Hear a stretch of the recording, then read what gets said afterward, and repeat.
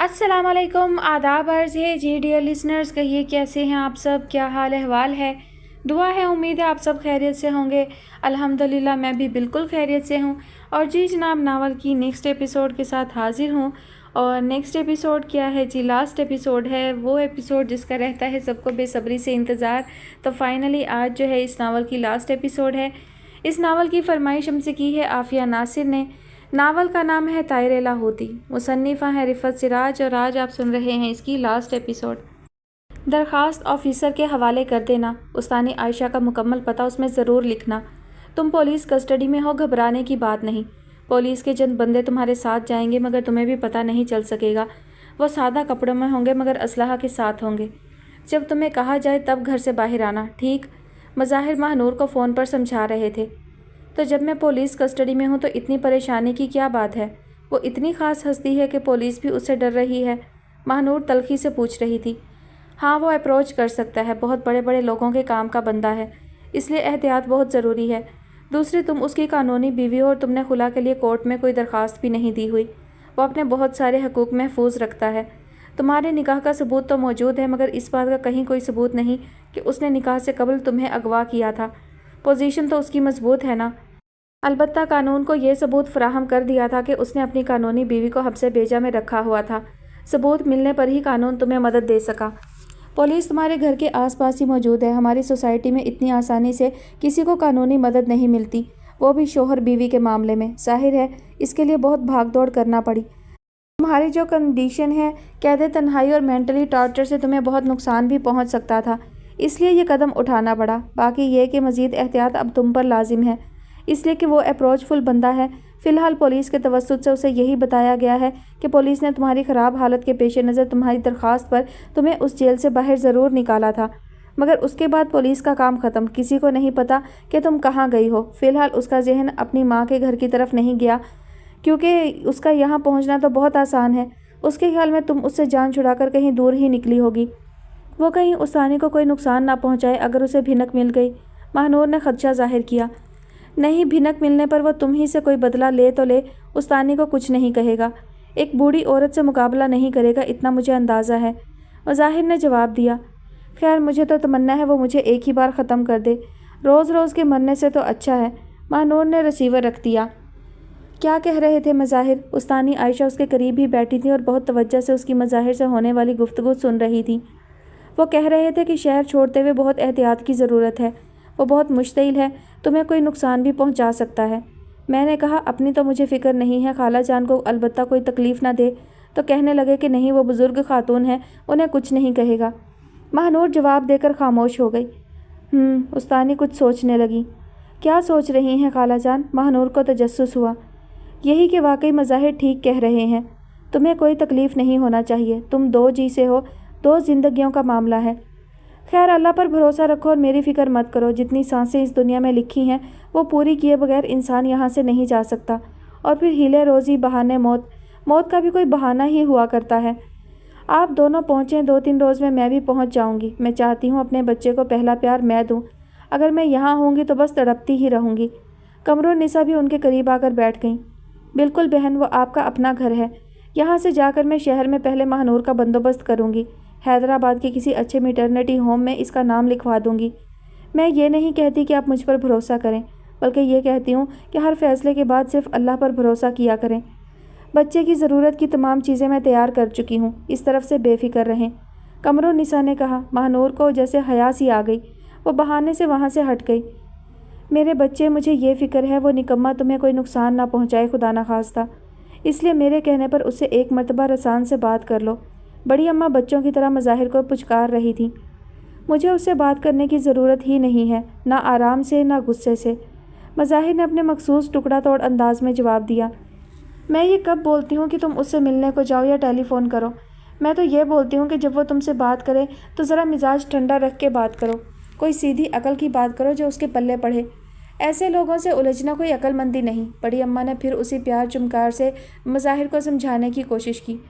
जैसा इंसान खुद होता है वैसा ही वो दूसरों को समझता है। हद है जहालत की।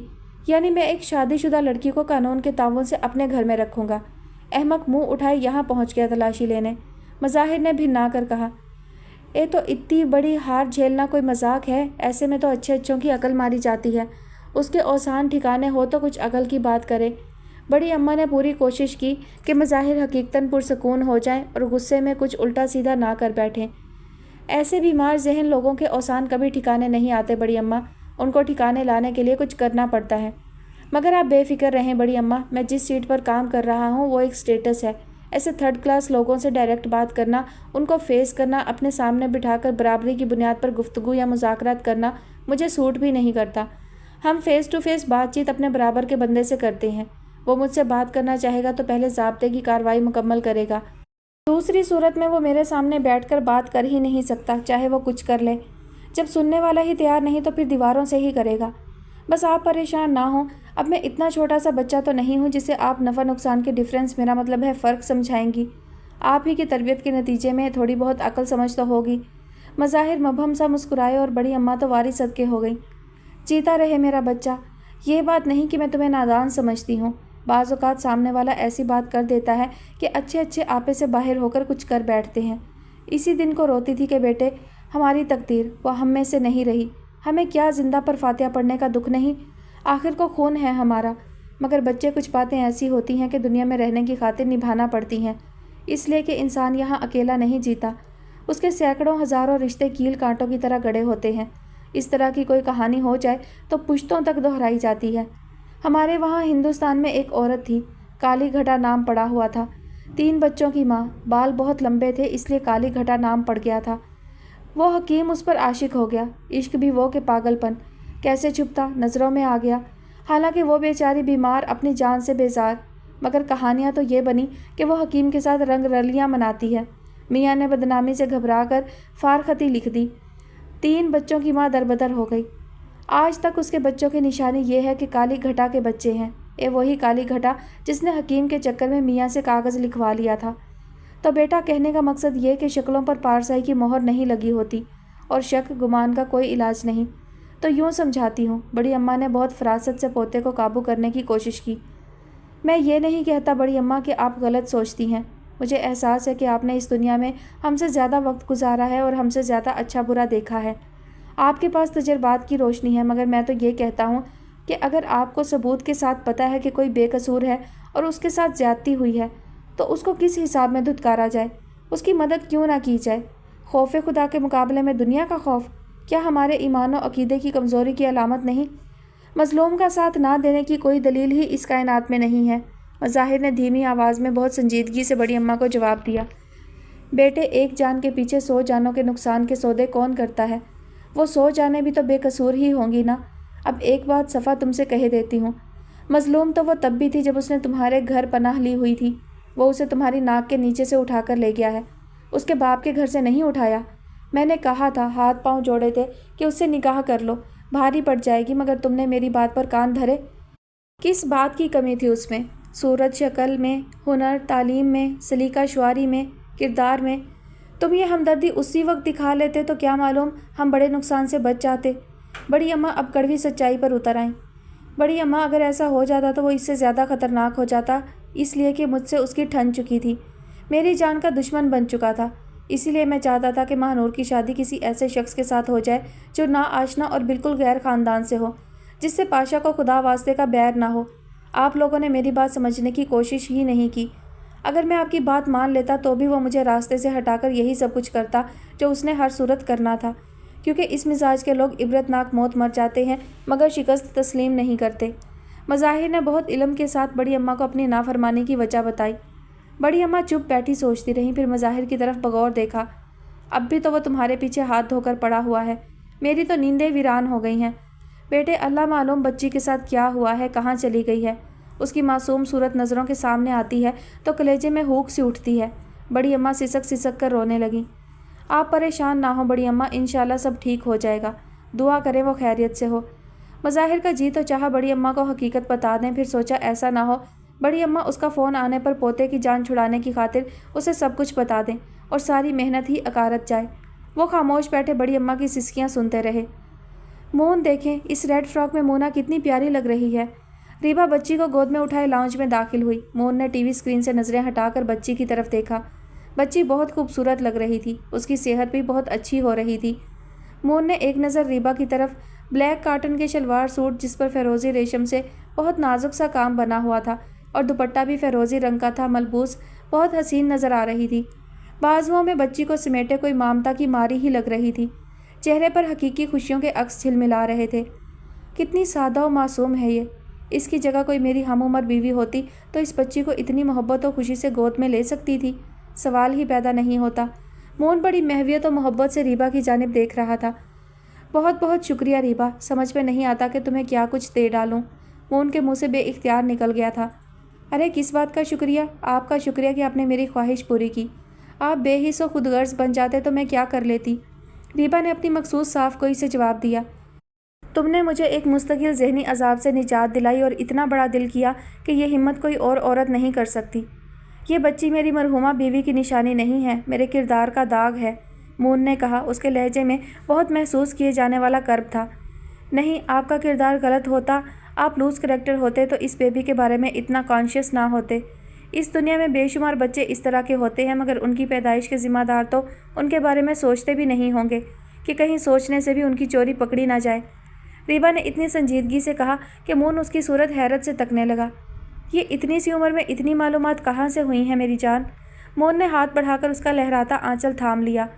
بھئی انڈین پاکستانی فلمیں دیکھی ہیں، اکا جان کے پاس ڈھیروں مفت کے اخبار آتے ہیں، روز ہی کوئی نہ کوئی واقعہ پڑھنے کو مل جاتا تھا، تو پتہ تو چل جاتا ہے اس طرح کے دنیا میں کیا کچھ ہوتا ہے۔ ایک مرتبہ جب میں 9th کلاس میں پڑھتی تھی، ایک ویکلی میگزین میں بہت تکلیف دہ رپورٹ تھی، ساتھ میں کلر پکچرز بھی تھی۔ کسی نے ایک دن کا بچہ زمین میں دفن کر دیا تھا، کسی گندے نالے کے قریب۔ کتوں نے زمین کھود ڈالی۔ اس انسان کے بچے کے کئی ٹکڑوں کی تصویریں دیکھ کر میں اتنی گمسم ہوئی تھی کہ پتہ نہیں کتنی راتوں کو نیند نہیں آئی۔ کسی طرح یقین نہیں آتا تھا کہ کوئی بچہ خود پیدا کر کے اس کے ساتھ ایسا بھی کر سکتا ہے۔ اس کا بھی تو کوئی باپ ہوگا۔ اف، آج بھی وہ تصویریں نظروں کے سامنے گھوم رہی ہیں۔ ریبا نے جھرجھری لی۔ لیکن اس بچی کو اس کمرے تک پہنچانے میں ممی کا اور تمہارا ہاتھ ہے۔ میں تو چور ہوں، میں تو کچھ بھی نہیں کر سکتا تھا۔ مون نے اس کا آنچل چھوڑ کر اپنی آنکھوں پر بازو رکھ لیا۔ لیکن میں جانتی ہوں کہ آپ گلٹی فیل کرتے کرتے سائیکی بن رہے تھے، خوشیوں سے دور ہوتے جا رہے تھے۔ اس انسان پر ضرور رحم کرنا چاہیے جو کسی غلطی کے بوجھ سے ہر وقت شل رہتا ہو۔ اس کا مطلب ہے کہ بس غلطی ہوئی، اور غلطی کا ہر وقت احساس اس بات کی علامت ہے کہ یہ انسان دوبارہ اس قسم کی غلطی کا تصور بھی نہیں کرے گا۔ ریبا نے بڑے بزرگانہ انداز میں جواب دیا۔ لیکن ابھی بھی ایک گلٹ تو مجھے ہر وقت بے چین رکھتا ہے۔ مون کی آواز بہت دھیمی تھی۔ ریبا بری طرح چونک پڑی۔ ایک اور گلٹ؟ وہ کیا ہے؟ ریبا کی آواز میں لرزش تھی۔ یا اللہ، ایک اور مسئلہ؟ یہی کہ قصور میرا ہے اور ماں کی نظروں سے سنی گرا ہوا ہے۔ سنی اور میں ایک دوسرے کے ساتھ بہت اچھے رہے ہیں۔ سنی نے کبھی مجھ سے بدتمیزی نہیں کی، کبھی ماں کے ساتھ بیٹھ کر میرے خلاف باتیں نہیں کی، بلکہ میری عزت ہی کی ہے۔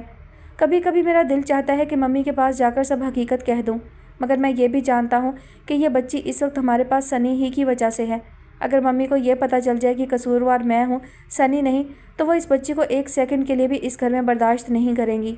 انہیں اپنے اچھے حسب نسب کا بہت احساس ہے، وہ اس پر بہت فخر کرتی ہیں، جبکہ میرا حسب نسب وہ ہے جو میرے باپ کا ہے۔ اصولاً تو سنی کا بھی وہی ہے، مگر ممی اسے اپنے نسب میں کاؤنٹ کرتی ہیں۔ میرے باپ کا حسب نسب انہوں نے ہمیشہ خود سے ہی کم رکھا ہے۔ ان کا خیال ہے دولت کی زیادتی سے حسب نسب کا وزن بھی بڑھ جاتا ہے، اس میں نسب کے فطری اصول کی کوئی خاص ویلیو نہیں ہے۔ مون نے کہا، جہاں آپ نے اتنی ہمت کے کام کیے ہیں تو پھر ایک مرتبہ ہمت اور کر لیں، آپ ممی کو سچ سچ بتا دیں، آپ کو اس گلٹ سے بھی نجات مل جائے گی۔ ریبا نے سادہ سا حل بتایا۔ مون نے ایک لحظہ اس کی طرف دیکھا اور مسکرا دیا۔ کاش تم ہمیشہ سے میرے ساتھ ہوتی۔ اس ہمت کے بعد کا جو نتیجہ ہوگا اس کا تم اندازہ نہیں لگا سکتی۔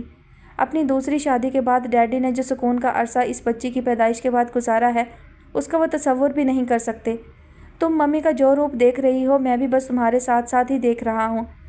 تم مومل کے جسم پر پڑے زخموں کے نشان کبھی گننے کی کوشش کرنا۔ خود پر لعنت بھیجا کرتا تھا جب گھر میں چھوٹے چھوٹے نقصانات پر نوکروں کی کھال ادھیڑی جاتی تھی، اور میں آنکھوں کے سامنے مجبوراً انسانوں پر تشدد دیکھتا تھا اور ان کے لیے کچھ کرنے سے معذور ہوتا تھا۔ مون کو یہ حقیقت بھی ریبا کو بتانا پڑی۔ ممی، ریبا کی آنکھیں حیرت سے پھیل گئیں۔ اتنی سافٹ، اتنی رحم دل، اتنی لونگ نیچر، مائی گاڈ! او نو مون، بالکل بھی یقین نہیں کیا جا سکتا۔ وہ تو میرے سامنے بچوں کی طرح روئی ہیں۔ ریبا کسی طرح ماننے کو تیار نہیں تھی۔ وہ اس لیے نہیں روئیں کہ انہیں اس بچی سے کوئی ہمدردی ہے یا کسی انسان پر زیادتی کی وجہ سے گہرا دکھ ہے، بلکہ وہ اس لیے روئیں کہ ان کی گھمنڈی فطرت اس حادثے سے شاکڈ ہوئی۔ انہیں اپنے خاندانی دولت مند ہونے اور اعلیٰ نسب ہونے پر بے تحاشا فخر تھا۔ ان کے غرور کو شدید ٹھیس پہنچی ہے۔ جب احساس برتری اور غرور کا شیشہ چکنا چور ہوتا ہے تو کرچیاں لہو میں دوڑتی ہیں، رگ رگ میں کانچ چبھتا ہے، تو پھر کیا آنسو نہیں بہیں گے؟ جو پھر بھی کسی کے سامنے آنسو نہیں بہاتے، ان کا تکبر بے بسی کے اظہار کی اجازت نہیں دیتا۔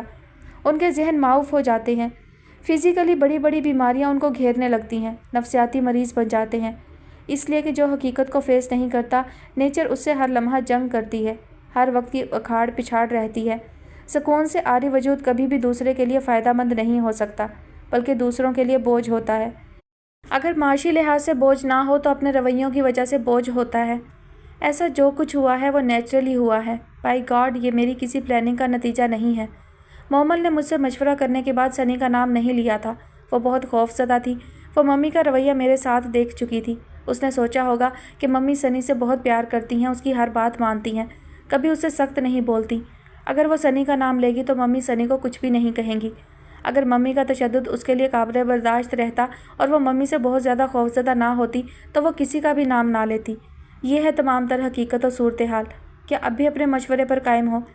مون نپے تلے انداز میں ایک تسلسل سے بول کر خاموش ہوا اور کچھ توقف کے بعد ریبا سے سوال کیا، مون، کیا واقعی کیا انسان اتنا چینج ہو سکتا ہے؟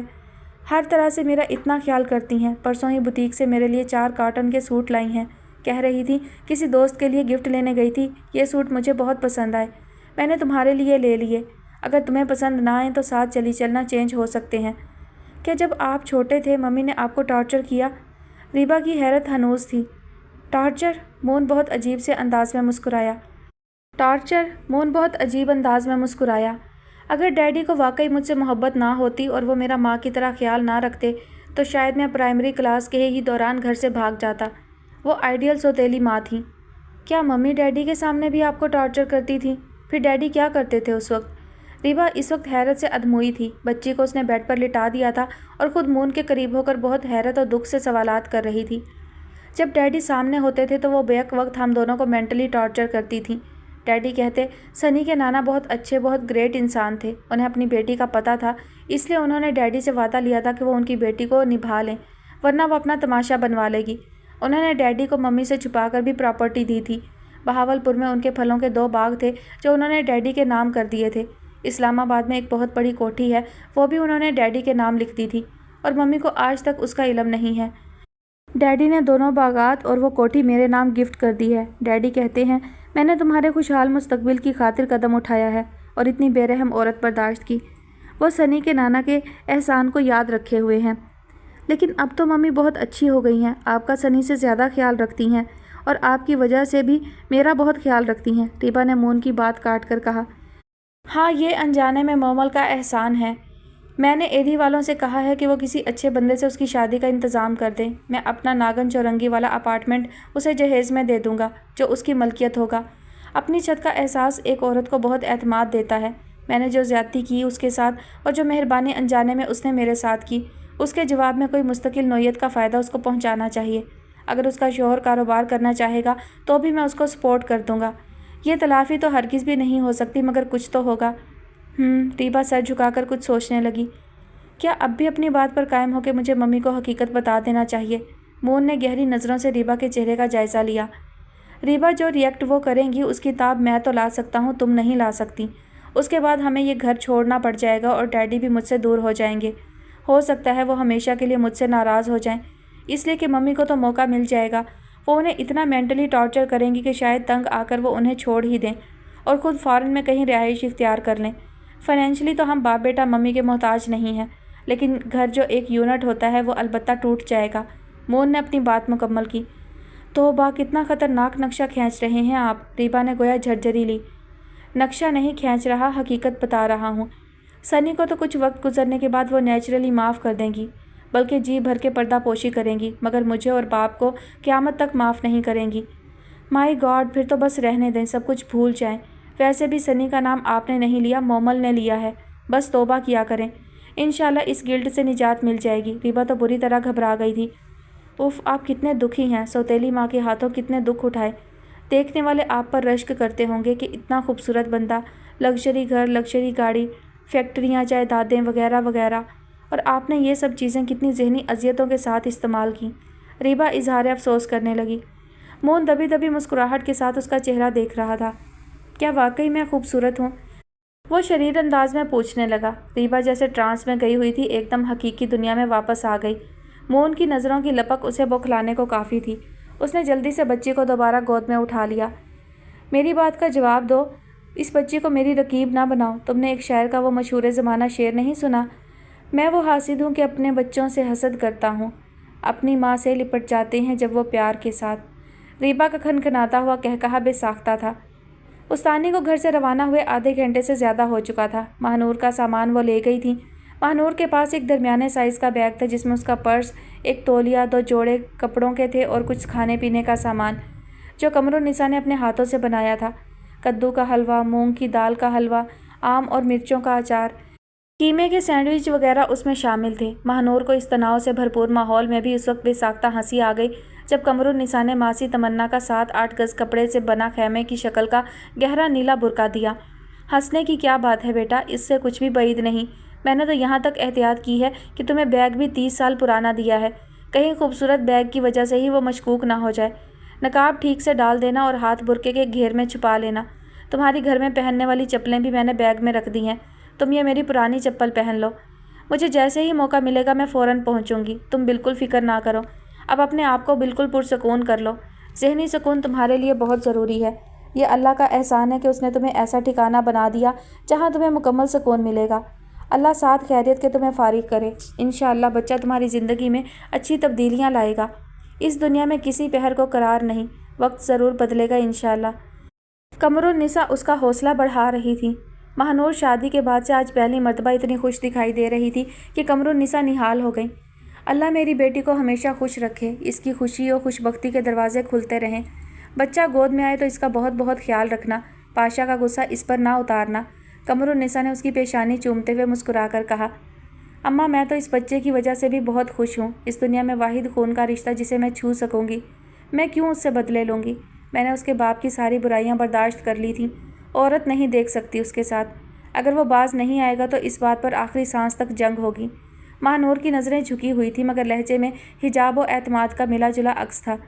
میں دعا کروں گی کہ تمہیں اس کی وفا نصیب ہو، آمین۔ جو عورت اپنا شوہر کو اپنا سب کچھ مانے گی وہی اپنے مرد کے ساتھ کسی اور کو برداشت نہیں کر سکتی۔ اس ایک بات سے تو تمہارا سب کچھ پتہ چلتا ہے، کاش اسے بھی سمجھ آ جائے۔ قمرالنساء اس کے پیچھے پیچھے بولتی چلی آ رہی تھی۔ ماہنور وہ خیمہ نما برقع اوڑھ چکی تھی۔ ہاں بول رہی ہوں میں، تمہاری بدنصیب ماں، کہو کیوں فون کیا ہے؟ قمرالنساء نے سلگتے لہجے میں سوال کیا۔ اماں میری بات غور سے سنیں، ماہنور میرے گھر سے کہیں چلی گئی ہے۔ آپ کے پاس جانے کا تو سوال ہی اس لیے نہیں ہو سکتا کہ وہ گھر بھی میرا ہے، اور وہ تو ظاہر ہے مجھ سے پیچھا چھڑانا چاہتی ہے تو وہ وہاں کیوں جائے گی؟ غور کرنے کی بات یہ ہے کہ وہ تم سے پیچھا کیوں چھڑانا چاہتی ہے، جبکہ تمہارے سوا اس کا ہے ہی کون؟ قمرالنساء بہت توجہ سے اس کی بات سن رہی تھیں، ایک دم اس کی بات کاٹ کر بولی، وہ تو میں بعد میں غور کروں گا، پہلے میری بات تو پوری سن لیں۔ پاشا بات کرتے جھنجھلایا، مجھے 100% یقین ہے کہ پولیس کے تھرو اسے مظاہر نے فرار کرایا ہے۔ میں یہ جانتا ہوں کہ آخرکار میں کیا کر سکتا ہوں یا کرا سکتا ہوں۔ میں پہلی فرصت میں مظاہر کو اس دنیا سے فارغ کرا سکتا ہوں، اسے کسی کیس میں پھنسا کر سلاخوں کے پیچھے بھیج سکتا ہوں، مگر کسی وجہ سے میں یہ سب کچھ نہیں کر رہا اور ڈھیل دے رہا ہوں۔ آپ سے اس کی بڑی قریبی رشتہ داری ہے، آپ اس کی عقل میں کچھ بٹھانے کی کوشش کریں۔ اسے تو ایک دن میں ڈھونڈ ہی نکالوں گا مگر بلا وجہ ایک جان کا نقصان ہوگا۔ آپ اس سے بات کریں، سمجھائیں اسے، ان حرکتوں سے سوائے نقصان کے کچھ نہیں ملے گا۔ خبردار اگر تم نے اسے کوئی نقصان پہنچایا، اس قصے میں اس کا کوئی حصہ نہیں، سمجھے؟ قمرالنساء اندر سے خوفزدہ ہو گئی تھی مگر اوپر سے ڈانٹ کر کہہ رہی تھی، کرتی رہیں آپ خبردار، مجھے تو جو کرنا ہے وہ کرنا ہے۔ پاشا کا انداز ہنوز تھا۔ اچھا میری بات سنو، حقیقت مظاہر کو معلوم نہیں مگر مجھے پتہ ہے، میں جانتی ہوں وہ کہاں ہے۔ میں ایک انسان کو تمہاری زیادتی سے بچانے کی خاطر حلف اٹھا کر کہہ دوں گی کہ مجھے پتہ ہے وہ کہاں ہے، بلکہ وہ جہاں بھی ہے میری رضامندی سے گئی ہے، مگر میں تمہیں اس کا پتہ تب بتاؤں گی جب بچہ اس کی گود میں آ جائے گا۔ قمرالنساء ماں تھیں، از خود ایک اعتماد ان کے لہجے میں در آیا تھا۔ وہ کب آئے گا؟ پاشا تو جیسے انکشاف پر توازن ہی کھو بیٹھا، عجیب احمقانہ سا جملہ اس کے منہ سے نکل گیا۔ مجھ سے پہلے یہ بات تمہیں پتہ ہونا چاہیے۔ قمرالنساء جذبت سی ہو کر رہ گئیں۔ اچھا اماں، میں 5 منٹ کے لیے آپ کے پاس آ رہا ہوں، امید ہے اندر آنے سے منع نہیں کریں گی۔ پاشا نے ان کے جواب کا انتظار کیے بغیر ریسیور رکھ دیا۔ قمر النساء بہت کچھ سوچتی رہ گئی۔ پاشا گھر میں داخل ہوا تو قمر النساء نفل برائے قضائے حاجت ادا کر رہی تھی۔ پاشا اپنے کمرے کی طرف بڑھنے کے بجائے وہیں صوفے پر بیٹھ کر ان کی نماز مکمل ہونے کا انتظار کرنے لگا۔ قمر النساء نے سلام پھیرا، پھر دیر تک دعا میں مصروف رہیں۔ اس دوران پاشا بے چینی سے پہلو بدلتا رہا۔ قمر النساء نے جائے نماز طے کی اور پاشا کی طرف پلٹیں۔ السلام علیکم اماں، پاشا کی آواز بہت آہستہ تھی۔ خوشگوار حیرت کے ساتھ انہوں نے پاشا کی طرف دیکھا تھا۔ آج تو اس نے سلام کیا تھا۔ سیاہ جینز، سیاہ ٹی شرٹ اور ریڈ اسکارف میں وہ مردانہ حسن کا شاہکار دکھائی دے رہا تھا۔ بالوں کی کٹنگ سے وہ فورسز کے جوانوں میں سے نظر آتا تھا۔ بال اس نے کبھی نہیں بڑھائے، خواہ کیسا ہی فیشن رہا، اور مونچھیں کبھی چھوٹی نہیں ہوئیں، گھنی اور اچھی تراش کی۔ قمر النساء نے اپنے بھرپور جوان بیٹے کو ایک نگاہ میں دیکھا تھا اور سینے سے گویا ہوک سی اٹھی تھی۔ پاشا، تیرا رنگ تھوڑا سا کالا ہو جاتا اور دل میں کچھ سفیدی ہوتی، کاش جب یہ میری گود میں ہوتا تھا تو راہ چلتی عورت بھی پیار کر کے پوچھتی باپ پر ہے۔ ظاہر ہے میں تو اتنی سرخ سفید نہیں تھی۔ پڑوس کی ایک لڑکی آمنہ، جو آج خود کئی بچوں کی ماں ہوگی، روزانہ پاشا کو اپنے گھر لے جاتی تھی اور گھنٹوں اس سے کھیلتی تھی۔ کبھی کبھی بڑی سادگی سے کہتی، خالہ جان یہ مجھے بہت اچھا لگتا ہے، میرا دل چاہتا ہے کہ اسے میں ہمیشہ کے لیے اپنے پاس رکھ لوں، مگر آپ دیں گی نہیں۔ اور میں کہتی، بے وقوف، کچھ دن چاہتے ہیں تیری گود میں اپنے پیارے پیارے بچے ہوں گے۔ وہ سوچتی سرد آہ بھرتی پاشا سے کچھ فاصلے پر بیٹھ گئی۔ اماں، میں آپ کا زیادہ وقت نہیں لوں گا، بس پلیز یہ بتا دیں وہ کہاں ہے۔ میں اس کا پتہ ہونے پر بھی وہاں اس وقت تک نہیں جاؤں گا جب تک آپ اجازت نہیں دیں گی۔ بس پلیز یہ بتا دیں وہ ہے کہاں، مجھے سکون مل جائے گا، مجھ سے کوئی کام نہیں ہو پا رہا۔ قمر النساء نے دونوں ہاتھ جوڑ کر اپنی پیشانی سے ٹکائے۔ میں فی الحال تم پر بھروسہ نہیں کرتی، مگر ایک بات میں تمہیں بتا دوں کہ میں تم سے جھوٹ نہیں بول رہی۔ کچھ اندازہ تو تم بھی لگا سکتے ہو۔ اگر مجھے یہ پتہ چلتا کہ ماہنور کہیں چلی گئی ہے تو کیا میں تم سے بات کرنا پسند کرتی اور اتنے اطمینان سے تم سے بات کر رہی ہوتی؟ میرا تو شاید ہارٹ فیل ہو جاتا کہ اصل سے سود پیارا ہوتا ہے، وہ میرا سود اپنی کوکھ میں لیے بیٹھی ہے، اکلوتے ناخلف کی نشانی۔ وہ دکھ سے کہہ رہی تھی، دلیل مضبوط تھی۔ پاشا نے دل ہی دل میں تسلیم کی۔ میں کہہ تو رہا ہوں میں کچھ نہیں کروں گا، اس تک نہیں جاؤں گا، آپ بتا دیں بس میری تسلی ہو جائے گی۔ پاشا زج ہو رہا تھا۔ ہو جانی چاہیے تسلی، تمہاری ماں کو تو پتہ ہے نا کہ اس وقت وہ کہاں ہے۔ وہ جہاں بھی ہے انشاءاللہ عزت خیریت کے ساتھ ہوگی، میرے اور تمہارے گھر سے زیادہ اچھی فضا اور ماحول میں ہوگی۔ نا ہنجار، تیری تو پہلی اولاد ہے، ایسے میں تو گئے گزرے لوگ بھی عورت کے ناز اٹھاتے ہیں اور ہر ممکن سہولت دینے کی کوشش کرتے ہیں۔ تو نے تو اس پر زندگی ہی تنگ کر دی، 2 جانیں ہی خطرے میں ڈال دیں۔ کتنا شکی و ظالم ہے یہ، اپنے ہی بچے کھانے کی فطرت تو سانپ کی ہوتی ہے۔ ایسا کیا کھا کر میں نے تجھے پیدا کیا ہے، یاد نہیں آتا؟ قمر النساء تو یوں بھی بھری بیٹھی تھیں اور آج وہ سن بھی رہا تھا، جو کہہ سکتی تھیں کہہ گئیں۔ اب تم جاؤ، تمہاری دنیا کے لوگ تمہارا انتظار کر رہے ہوں گے، وہ جہاں ہے بخیریت ہے، یہ ہم پر اللہ کا احسان ہے۔ پاشا سر جھکائے جیسے کچھ سوچنے لگا، پھر یکدم چونک کر سر اٹھایا جیسے کچھ یاد آیا ہو۔ اماں، وہ آپ کی استانی چلی گئی؟ قمر النساء کا دل بڑے زور سے دھڑکا۔ یا اللہ کرم کرنا۔ ہاں ابھی یہی ہیں، ناظم آباد گئی ہیں اپنے مرشد کے پاس سلام کرنے۔ تمہیں کیسے یاد آ گئیں؟ تم سے بد نصیب کا ان سے کیا واسطہ؟ پھر بھی ان سے ملاقات کو جی چاہ رہا ہے تو بلوا لوں؟ قمر النساء نے اعصاب قابو میں رکھ کر بڑے اعتماد سے کہا تاکہ اسے یقین آ جائے کہ استانی یہی ہیں۔ وہ سمجھ گئی تھیں کہ اسے استانی کا خیال کیوں آیا۔ اس کا مطلب ہے وہ استانی کے ساتھ ناظم آباد میں ہے، پاشا نے خود کلامی کے انداز میں کہا۔ ناظم آباد میں استانی خود مہمان ہے، وہ وہاں اسے اپنے ساتھ کیسے لے کر جائیں گی؟ ہم اپنا بوجھ ان لوگوں پر کیوں ڈالیں اور اپنا مذاق بنوائیں؟ قمر النساء نے بہت سنبھل کر بات بنائی۔ ادھر ادھر اپنا دماغ دوڑانے کی ضرورت نہیں، کہہ دیا نا میں خود لے کر جاؤں گی تمہیں۔ مجھے تم سے جھوٹے وعدے کرنے کی ضرورت نہیں، میں ماں ہوں تمہاری، مجھے ڈر نہیں ہے تم سے۔ اسے مشکل کے یہ 4 دن سکون سے کاٹنے دو، مرتے دم تک احسان مانوں گی تمہارا۔ قمر النساء نے اس مرتبہ بہت غصے سے کہا تھا۔ میں مظاہر کو تمہاری کسی قسم کی زیادتی سے بچانے کے لیے حلف بھی اٹھا سکتی ہوں کہ ماہنور جہاں بھی ہے مجھے علم ہے اور وہ میری اجازت سے گئی ہے۔ میں تمہاری ماں ہوں تو اس کی بھی ماں ہوں، وہ میری اجازت سے آ جا سکتی ہے، بس اس سے زیادہ کیا تسلی کروں تمہاری؟ وہ اس مرتبہ پھر پرسکون انداز میں گویا ہوئیں۔ آپ نے اتنی بڑی بات کہہ دی ہے، اب میں آپ سے کچھ اور نہیں کہہ سکتا۔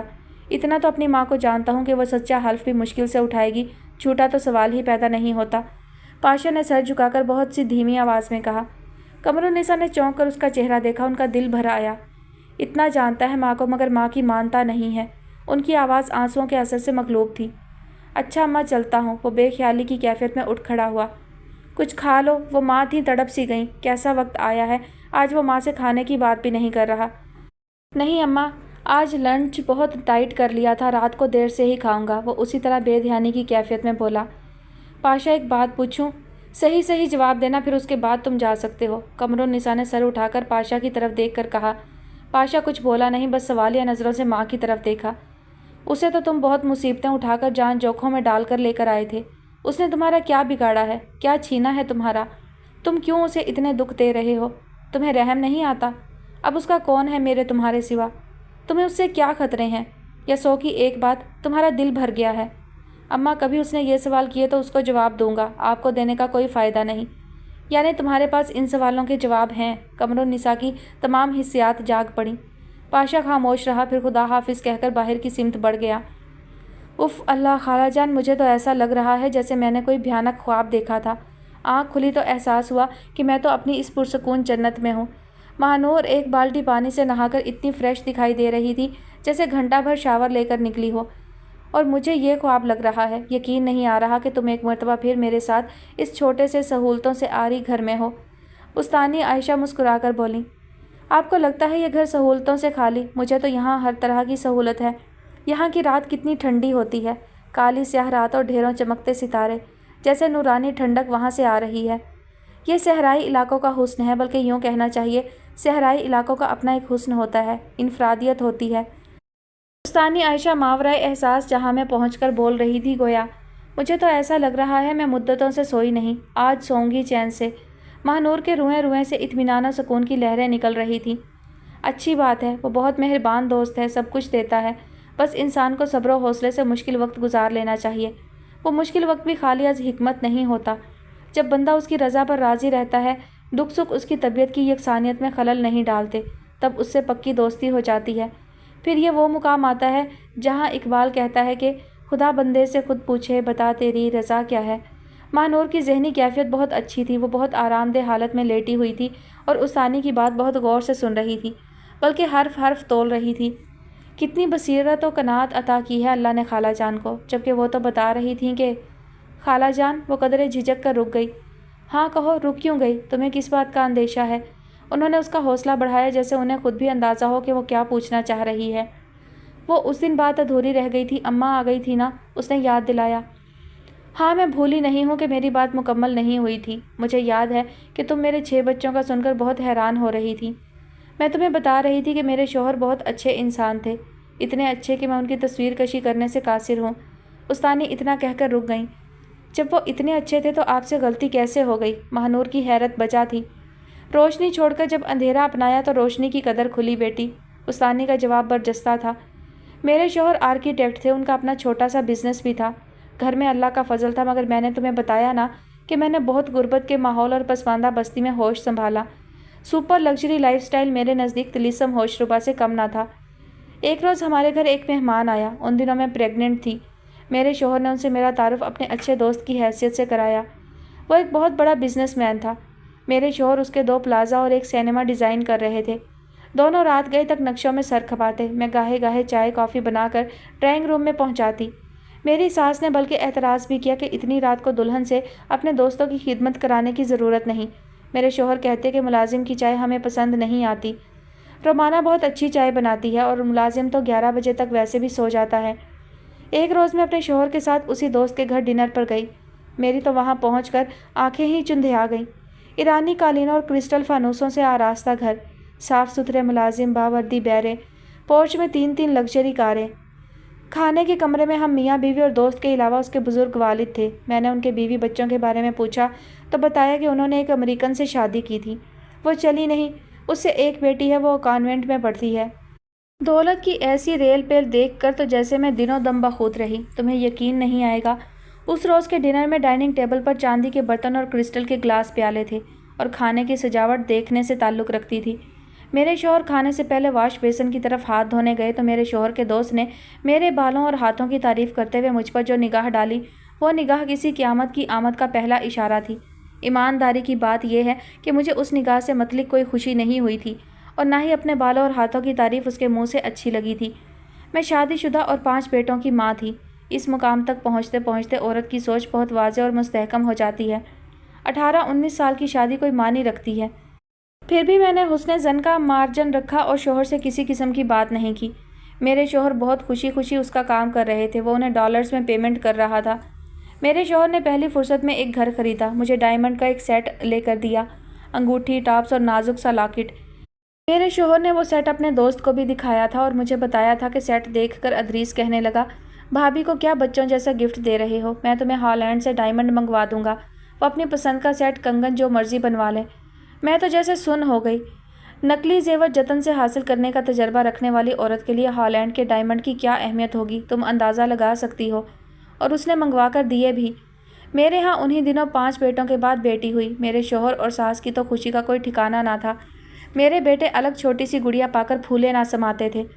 अदरीस मेरे शोहर के दोस्त का नाम है। उसने मेरी बच्ची के लिए बहुत कीमती खिलौने दिए और एक बहुत कीमती छोटी सी सोने की कंघी, और मेरे मियाँ से ये कहा, ये 5 भाइयों की बहन है, इसकी हैसियत एक शहज़ादी की है और शहज़ादी सोने की कंघी से बाल बनाएगी।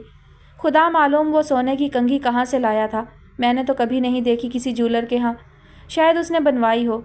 मेरी सास तो बल्कि बुरा मान गई थी कि इतने कीमती तोहफे लेने की क्या ज़रूरत है, ऐसों से दोस्ती करते हैं जहाँ पलटावा आसान हो। मगर मेरे शोहर ने कहा, वो एक मुखलिस और तन्हा शख्स है, उसकी अपनी बेटी उससे दूर रहती है, अपनी खुशी से दे रहा है, दिल तोड़ना अच्छा नहीं लगता।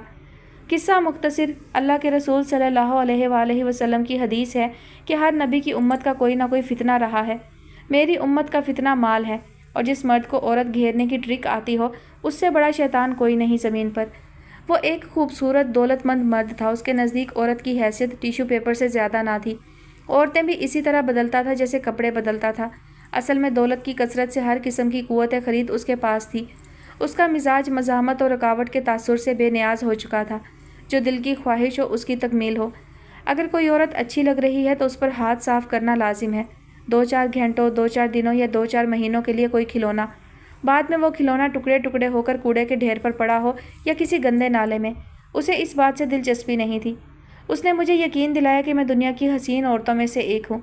मेरा हुस्न क्लासिकल है और मैं किसी आम मर्द या आम घराने के लिए पैदा नहीं की गई।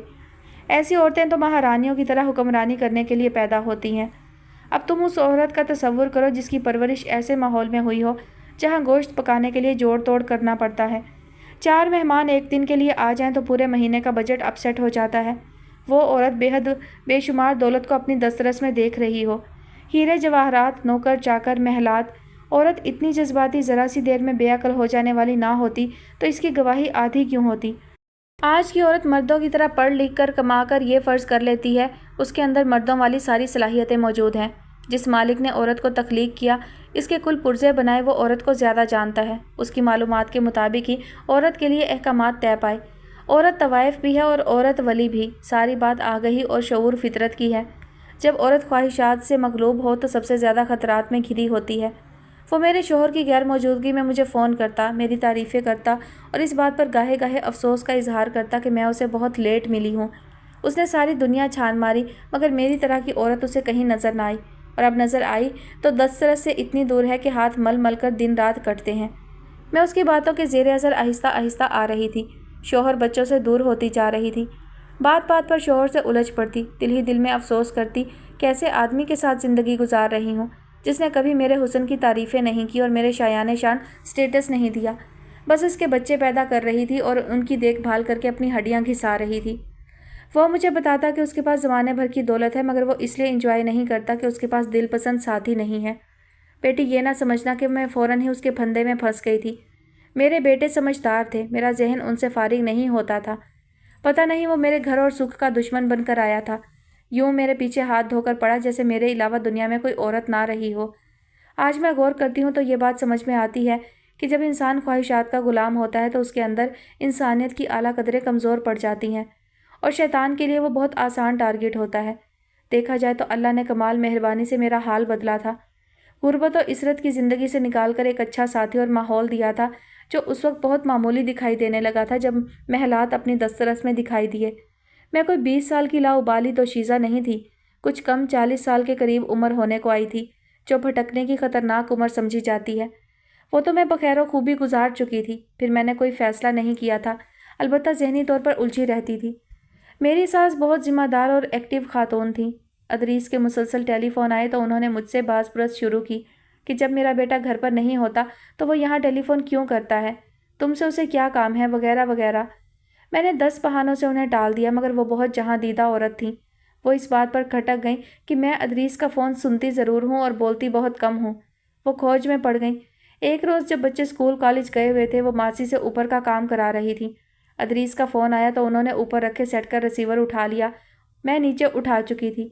ادریس نے اپنے خاص انداز میں بات شروع کی تو میں نے کہا، آپ کی آواز آج صاف نہیں ہے۔ تو اس نے جیسے چونک کر پوچھا، گھر میں کوئی ایکسٹینشن تو نہیں لگا ہوا؟ میں نے کہا، ہاں، اوپر بھی ایک سیٹ ہے۔ اس نے یہ کہہ کر فون بند کر دیا۔ لگتا ہے اوپر کسی نے ریسیور اٹھایا ہوا ہے۔ میں ایک لمحے کے لیے حواس باختہ سی ہو گئی کہ میری ساس کہیں دکھائی نہ دیں۔ میں ریسیور رکھ کر ادھر ادھر انہیں دیکھنے لگی تو وہ ماسی کے ساتھ نیچے اترتی دکھائی دیں۔ وہ بہت عجیب نظروں سے میری طرف دیکھ رہی تھی مگر بولی کچھ نہیں، اور میں سمجھ گئی کہ آج میری چوری پکڑی گئی ہے۔ اندر دل تو بری طرح کانپا مگر یہ تسلی بھی ہوئی کہ وہ بہت سمجھدار ہیں، ایک دم ہتھے سے نہیں اکھڑیں گی۔ میں کچھ بھی بہانہ بنا دوں گی کہ میں تو فون نہیں کرتی، اگر وہ کرتا ہے تو مجبوراً اٹھانا پڑتا ہے کہ پتہ تھوڑا ہی ہوتا ہے کہ کس کا فون ہے، وغیرہ وغیرہ۔ میری ساس قطعی خاموش تھیں، انہوں نے مجھ سے کسی قسم کی بات نہیں کی۔ میں نے سوچا عزت دار لوگ ایسے ہی ہوتے ہیں، ایسی باتوں پر ہنگامے نہیں کرتے، لیکن رات کو میرے شوہر نے مجھ سے بہت عجیب لہجے میں پوچھا، یہ ادریس تمہیں کس وجہ سے فون کرتا ہے؟ اسے تم سے کیا کام ہوتا ہے؟ اماں کہہ رہی ہیں میں فی الفور اس سے تعلقات ختم کروں، خواہ میرا لاکھوں کا نقصان ہو جائے۔ کیا مسئلہ ہے؟ میں نے کہا، اماں پرانے زمانے کی عورت پتہ نہیں کیا سمجھی ہیں۔ تب میرے شوہر نے بہت تلخ لہجے میں کہا، میں اس وقت اپنی اماں کے بارے میں یہ بے تکی بات سنوں گا جب تم مجھے میرے سوال کا جواب دے کر مطمئن کر دو۔ میرا سوال یہ ہے کہ ادریس تمہیں فون کیوں کرتا ہے؟ اگر وہ فون کرتا ہے یا کرتا رہا ہے تو تم نے مجھ سے ذکر کیوں نہیں کیا؟ وہ میرا دوست ہے، تمہارے والد سے یا سسرالیوں سے تو اس کا کوئی تعلق نہیں ہے۔ وہ میرا خاص بندہ، اسے سارے کام مجھ سے ہیں۔ تم سے فون پر وہ کیا بات کر سکتا ہے؟ تم نے مجھ سے یہ بات کیوں چھپائی؟ اب تم میری تسلی کر سکو تو کر دو، ورنہ اعتراف جرم کرو اور میرا گھر چھوڑ دو۔ آپ کو بس اپنی ماں کا اعتبار ہے، وہ جو الٹا سیدھا کہہ دیں۔ مجھے لمبی بات ہی نہیں سننا، بس یہ بتا دو وہ فون پر تم سے باتیں کیا کرتا ہے اور ان خاص باتوں کا ذکر تم نے مجھ سے کیوں نہیں کیا؟ میرے شوہر تو کچھ سننے پر تیار ہی نہیں تھے۔ میں جیسے بے بسی سے پھڑ پھڑا کر رہ گئی۔ کیا ہو گیا ہے آپ کو؟ ذرا میری عمر دیکھیں۔ میں بولی تو انہوں نے میری بات کاٹ کر کہا، کردار کی کوئی عمر نہیں ہوتی، انسان کا اصل ہوتا ہے اور ہر انسان اپنے اصل پر پیدا ہوتا ہے۔ بس تم مجھے یہ بتاؤ کہ جو سوال میں نے تم سے کیا ہے اس کا جواب تمہارے پاس ہے یا نہیں؟ اگر ہے تو میں تمہارے ساتھ زبردستی نہیں کروں گا۔ اگر دنیا کے خوف سے تم میں اپنی تمنا پوری کرنے کی ہمت نہیں، یا اولاد کی خاطر مجبوراً تم یہاں لٹک رہی ہو، تو میں صاف صاف تمہیں بتا دوں، اگر تم 10 مرتبہ نئے سرے سے بھی پیدا ہو جاؤ تو میرا خلوص اور اعتبار حاصل نہیں کر سکتی۔ ایسی عورت کے تصور ہی سے عزت دار مرد کو گھن آتی ہے جو اسے اندھیرے میں رکھ کر کسی غیر کے ساتھ مشغول ہوتی ہے۔ میں تو آج یوں بھی کھڑے کھڑے مر چکا ہوں، مجھ مردہ کے ساتھ رہ کر تم کرو گی بھی کیا؟ میری ماں کو تم سمجھ ہی نہیں سکتی، اس کے پاؤں کی دھول بھی نہیں ہو تم۔ انہوں نے تو صرف مجھ سے یہ کہا کہ بچے سمجھدار ہیں، دلہن کا دھیان رکھو اور اس مرد سے میل جول ختم کرو۔ دولت کا جال پھینک کر عورتوں کو بے وقوف بناتے ہیں ایسے لوگ۔ دلہن کو تھوڑی سرزنش کرو، عقل سجھاؤ کہ وہ ٹیلی فون کرے تو اس کی بات تکلف میں بھی سننے کی ضرورت نہیں۔ اس کی نیت میں کھوٹ ہے، تبھی تو تمہاری غیر موجودگی میں تمہاری بیوی کو فون کرتا ہے۔ دلہن کو کچھ زیادہ سخت کہنے کی ضرورت نہیں، اپنے بچوں کی خاطر درگزر کرو اور اس شیطان سے پیچھا چھڑاؤ۔ یہ کہا ہے میری ماں نے، وہ تم سے درگزر کرنے کی تاکید کر رہی ہیں، جبکہ تم اس قابل ہو۔ تم تو اسپتال، کلینک، بازار پتہ نہیں کہاں کہاں جاتی ہو۔ جب سے تم نے ڈرائیونگ لائسنس حاصل کیا ہے، جب دل چاہتا ہے بازار نکل جاتی ہو۔ کبھی کوئی بچہ ساتھ ہوتا ہے، اکثر تو اکیلی ہی ہوتی ہو۔ اب ہمیں کیا پتہ تم کہاں کہاں جاتی رہی ہو اور میری امانت میں کس حد تک خیانت کر چکی ہو۔ میری آنکھیں پھٹی کی پھٹی رہ گئیں۔ ایک جست میں میرے شوہر کے ذہن نے کہاں تک پہنچ کی تھی۔ اس میں کوئی شک نہیں کہ میں نے غلطی کی تھی۔ میں نے اس شخص کے فون سن کر اس کی حوصلہ افزائی کی تھی۔ مجھے ایک دولت مند خوبصورت مرد کا خود میں دلچسپی لینا اچھا لگا تھا اور بار بار اس ملال سے گزری تھی کہ ادریس جیسا شخص میرا ساتھی کیوں نہیں۔ ایک شادی شدہ عورت کی یہ سوچ بھی بہت بڑی بددیانتی ہے۔ اور بیٹی، مرد کا اعتبار اپنی عورت پر سے ایک مرتبہ اٹھ جائے تو کسی تدبیر سے بحال نہیں ہو سکتا۔ اگر عورت اپنے جرم کا اعتراف کر کے سمندر رو کر بھی اپنے شوہر سے معافی مانگے تو مرد کے دل میں پہلے کی طرح جگہ نہیں بنا سکتی۔ مرد عورت کی بہت سی غلطیاں کھلے دل سے معاف کر سکتا ہے، مگر یہ والی بھول معاف کرنے کی صلاحیت شاید مرد کے خمیر میں ہی نہیں۔ اس ایک بھول پر تو مرد عورت کو قتل کرنے کا بھی ثواب سمجھتا ہے۔ اپنی غیرت کی دلیل سمجھتا ہے۔ میرا حق مہر 20,000 تھا۔ میرے شوہر نے 1,00,000 کا چیک مجھے تھمایا، الماری سے چادر اور پرس نکال کر دیا اور کہا خاموشی سے یہ گھر چھوڑ دو۔ وہ عرب پتی جس کے یونان میں جہاز چلنے والے ہیں تمہارا شدت سے انتظار کر رہا ہے۔ میں مجرم تو تھی مگر افتاد اتنی اچانک تھی کہ میں سنبھل ہی نہ سکی۔ مجھے صاف دکھائی دے رہا تھا کہ اس وقت میں اپنی صفائی میں مضبوط سے مضبوط دلیل بھی پیش کروں تو اپنے شوہر کی ذہنی کیفیت میں تبدیلی نہیں لا سکتی۔ تم تو یوں بھی کچھ دنوں بعد مجھے چھوڑتی ہی۔ چلو میں نے پہل کر لی۔ یہ وہ آخری بات تھی جو میرے شوہر نے مجھ سے کی، اور پھر میں اس رات اس گھر سے ہمیشہ کے لیے نکل آئی۔ نہ بچوں کو پتہ چلا نہ میری ساس کو۔ مجھے پتہ تھا کہ اپنے ماں باپ کے لیے میں اب قابل قبول نہ ہوں گی۔ ایک دل تو یہی کہہ رہا تھا کہ میں ادریس کے پاس جاؤں، وہی میری زندگی میں آگ لگانے کا ذمہ دار ہے، اور میں خود بھی شوہر کو نظر انداز کر کے اس میں دلچسپی لے رہی تھی۔ مگر اس وقت میرا ذہن اتنا الجھا ہوا تھا کہ میں خود اپنے کسی فیصلے پر مطمئن نہیں ہو سکتی تھی۔ ناچار میں اپنی ایک رشتے کی نانی جو بہت ضعیف تھیں ان کے پاس چلی آئی۔ نہ وہ کسی سے ملنے ملانے کی سکت رکھتی تھیں، نہ کوئی ان کے پاس آتا جاتا تھا۔ 2-3 دن ان کے پاس گزارنے کے بعد میں نے ادریس سے رابطہ کیا۔ وہ تو یہ سب سن کر خوشی سے کھل اٹھا اور بے ساختہ بولا، یہ تو بہت اچھا ہوا، ورنہ تمہیں حاصل کرنا تو بہت مشکل دکھائی دے رہا تھا۔ فوراً آ جاؤ، میرے در و دیوار تمہارا راستہ دیکھ رہے ہیں۔ میں نے کہا ابھی تو میں دوسری شادی نہیں کر سکتی، اس لیے کہ عدت پوری کرنا ہے۔ وہ جھنجھلا کر بولا، مجھ سے ایک پل نہیں کٹ رہا، تم پتہ نہیں کن چکروں میں پڑی ہوئی ہو۔ تم میری ہو میں تمہارا ہوں، یہ سب فضول باتیں ہیں، جب ہم ہیں ہی ایک دوسرے کے لیے۔ میری ایک ایک چیز تمہاری ہے، تم آؤ تو میں ایک ایک پائی تمہارے نام لکھ دوں گا۔ اس کی دیوانگی مجھ جیسی احمق عورت کو پاگل کر دینے کو کافی تھی۔ میں اس کے پاس پہنچ گئی۔ اس نے ہر طرح سے میرے ناز اٹھائے۔ رات ہوئی تو کہنے لگا، چلو آؤ بیڈ روم میں اب سوتے ہیں۔ میں بولی ابھی ہماری شادی تو نہیں ہوئی، ہم ایک بیڈ روم میں کیسے سو سکتے ہیں؟ بولا پھر وہی فضول باتیں، شادی بھی ہو جائے گی، اب کیا شبہ ہے، ہم اب ہمیشہ کے لیے مل چکے ہیں، سمجھو شادی بھی ہو چکی ہے، کاغذی کارروائی بھی ہو جائے گی۔ مگر میں نہیں مانی۔ خون جو گندا نہیں تھا، طبیعت اس گناہ کبیرہ کی طرف مائل ہی نہیں ہوئی۔ میں اس کی آنکھوں میں ناشتی وحشت دیکھ چکی تھی۔ مجھے اندازہ تھا اسے اس کے ارادے سے باز رکھنا ممکن نہ ہوگا۔ یوں ہی میرے دل میں ایک خیال آیا کہ اس کی سچائی کو آزما دیکھتی ہوں، اسی سے پتہ چل جائے گا کہ وہ مجھے بیوی بنانا چاہتا ہے یا داشتہ۔ میں نے اپنی عمر بھر کی پونجی ہار دی ہے، یا میں جو چاہتی تھی وہ سب پا چکی ہوں۔ میں نے کہا آپ تو فون پر کہہ رہے تھے کہ اپنا سب کچھ تمہارے نام لکھ دوں گا، اس ٹاپک پر تو آپ نے بات ہی نہیں کی۔ ہاں تو میں کب انکار کر رہا ہوں، صبح اٹھ کر سب سے پہلے یہی کریں گے۔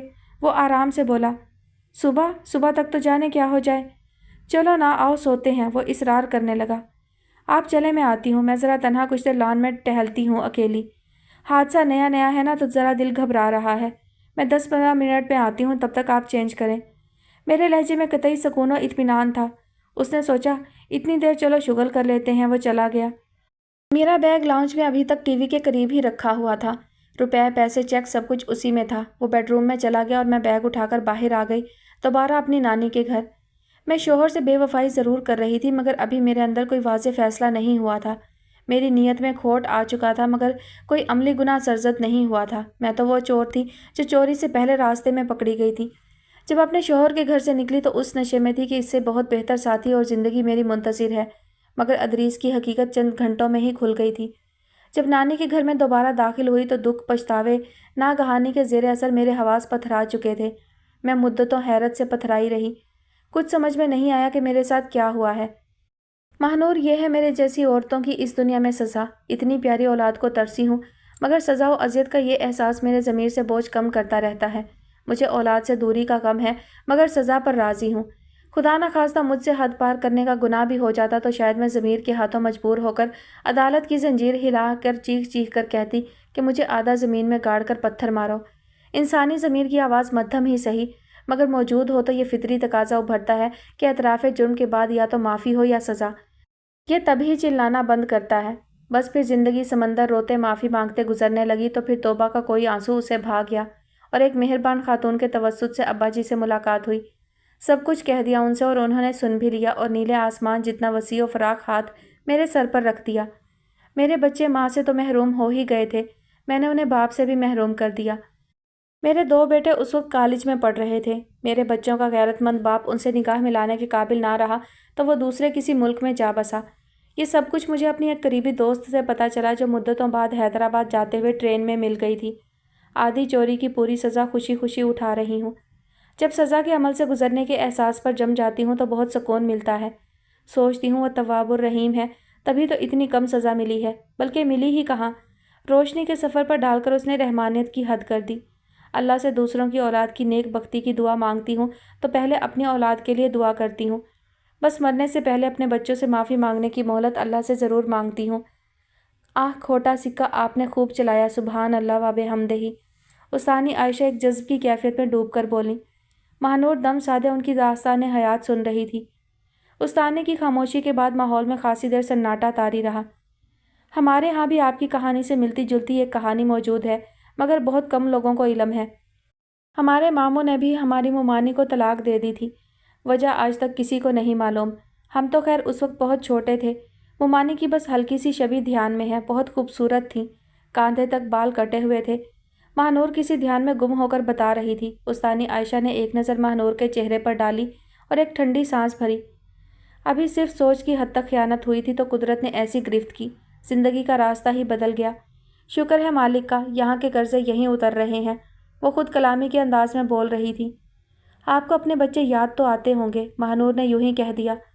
ہاں، خاص طور پر بیٹی، بہت چھوٹی تھی وہ۔ میرے شوہر نے اس رات بچی کو پیار کرنے کی بھی اجازت نہیں دی، اور اس رات ہزار سمتوں میں تقسیم دماغ متوازن ہی کب تھا کہ بشریت کے اوصاف عمل میں آتے۔ ایک سمت وہ کھڑا تھا جس سے میری رغبت ختم ہو چکی تھی، دوسری جانب وہ شیطان جس سے بڑھ کر اس وقت کوئی مہربان دکھائی نہ دے رہا تھا۔ آپ کے بچوں کے کیا نام ہیں؟ ماہنور نے یوں ہی مارے تجسس کے پوچھ لیا تھا۔ بڑے پیارے پیارے نام ہیں۔ میرے 5 بیٹوں کے نام میری ساس نے رکھے تھے، جبکہ بیٹی کا نام میرے شوہر نے رکھا تھا۔ پھر کسی وقت بتاؤں گی، اصرار نہ کرنا بیٹی۔ ماہنور چپ ہو گئی۔ آپ کا اصلی نام رومانہ ہے، آپ کا نام عائشہ کس نے رکھا؟ ماہنور ابھی تک ان کی داستان کے اثر میں تھی، اسی دنیا میں۔ تمہیں کیسے پتہ چلا کہ میرا اصلی نام رومانہ ہے؟ استانی عائشہ چونک پڑی۔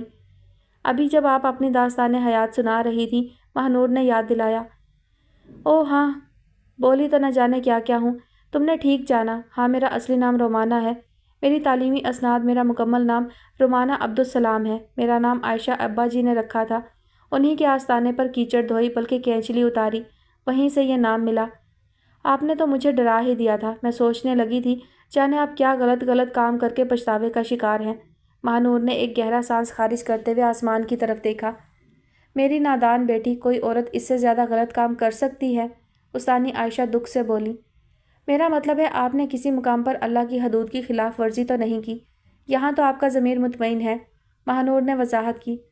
تم نے قرآن میں ضرور پڑھا ہوگا، نیکوکاروں کے لیے نیکوکار بیویاں، پرہیزگاروں کے لیے پرہیزگار عورتیں، روزہ داروں کے لیے روزہ دار بیویاں، بدکاروں کے لیے بدکار بیویاں۔ مطلب یہ ہے کہ بدنام عورت کے ساتھ تو وہی مرد رہنا پسند کرے گا جو خود بھی بدنام ہو۔ بدنام عورت کے ساتھ رہنے میں اسے کسی قسم کا کوئی فرق نہیں پڑتا۔ میرا شوہر ایک خوش نام معزز شخص تھا، وہ ایک بے وفا اور میلی عورت کے ساتھ رہنا کیسے پسند کرتا؟ اس کی غیرت مندی کا اندازہ لگاؤ کہ مجھ سے پیچھا چھڑا کر اس نے اولاد تک سے چہرہ چھپا لیا۔ اگر وہ جاہل دیہاتی قبائلی ہوتا تو اس رات مجھے قتل کر دیتا اور اپنی غیرت مندی کے اشتہار چھپوا لیتا، باقی کی عمر جیل میں چکی پیس کر گزارتا۔ وہ ایک پڑھا لکھا باشعور انسان تھا، اس پر 6 بچوں کی ذمہ داری تھی، اس کے سامنے 6 بچوں کا مستقبل تھا۔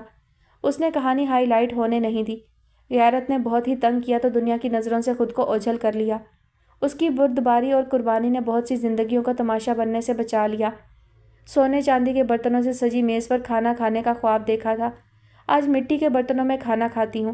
پھر بھی مالک کا احسان ہے، اس نے میرے مٹی کے برتنوں میں سکون کے ہیرے جواہرات جڑ دیے۔ استانی عائشہ نے آنکھیں موند لیں۔ کتنی واضح نصیحت ہے آپ کی زندگی عورتوں کے لیے، ماہنور گمسم سی کیفیت میں بولی۔ تمہارے لیے بھی، اگر غور کرو، عورت کھونٹے سے اکھڑی جائے تو مرد اس کا ایک ہی مطلب لیتا ہے، اور اگر ایک بار مشکوک ہو جائے تو یہ کیڑا اللہ ہی اس کے دماغ سے نکالے تو نکالے۔ دنیا کے کسی حکیم لقمان کے پاس تو اس کا علاج نہیں۔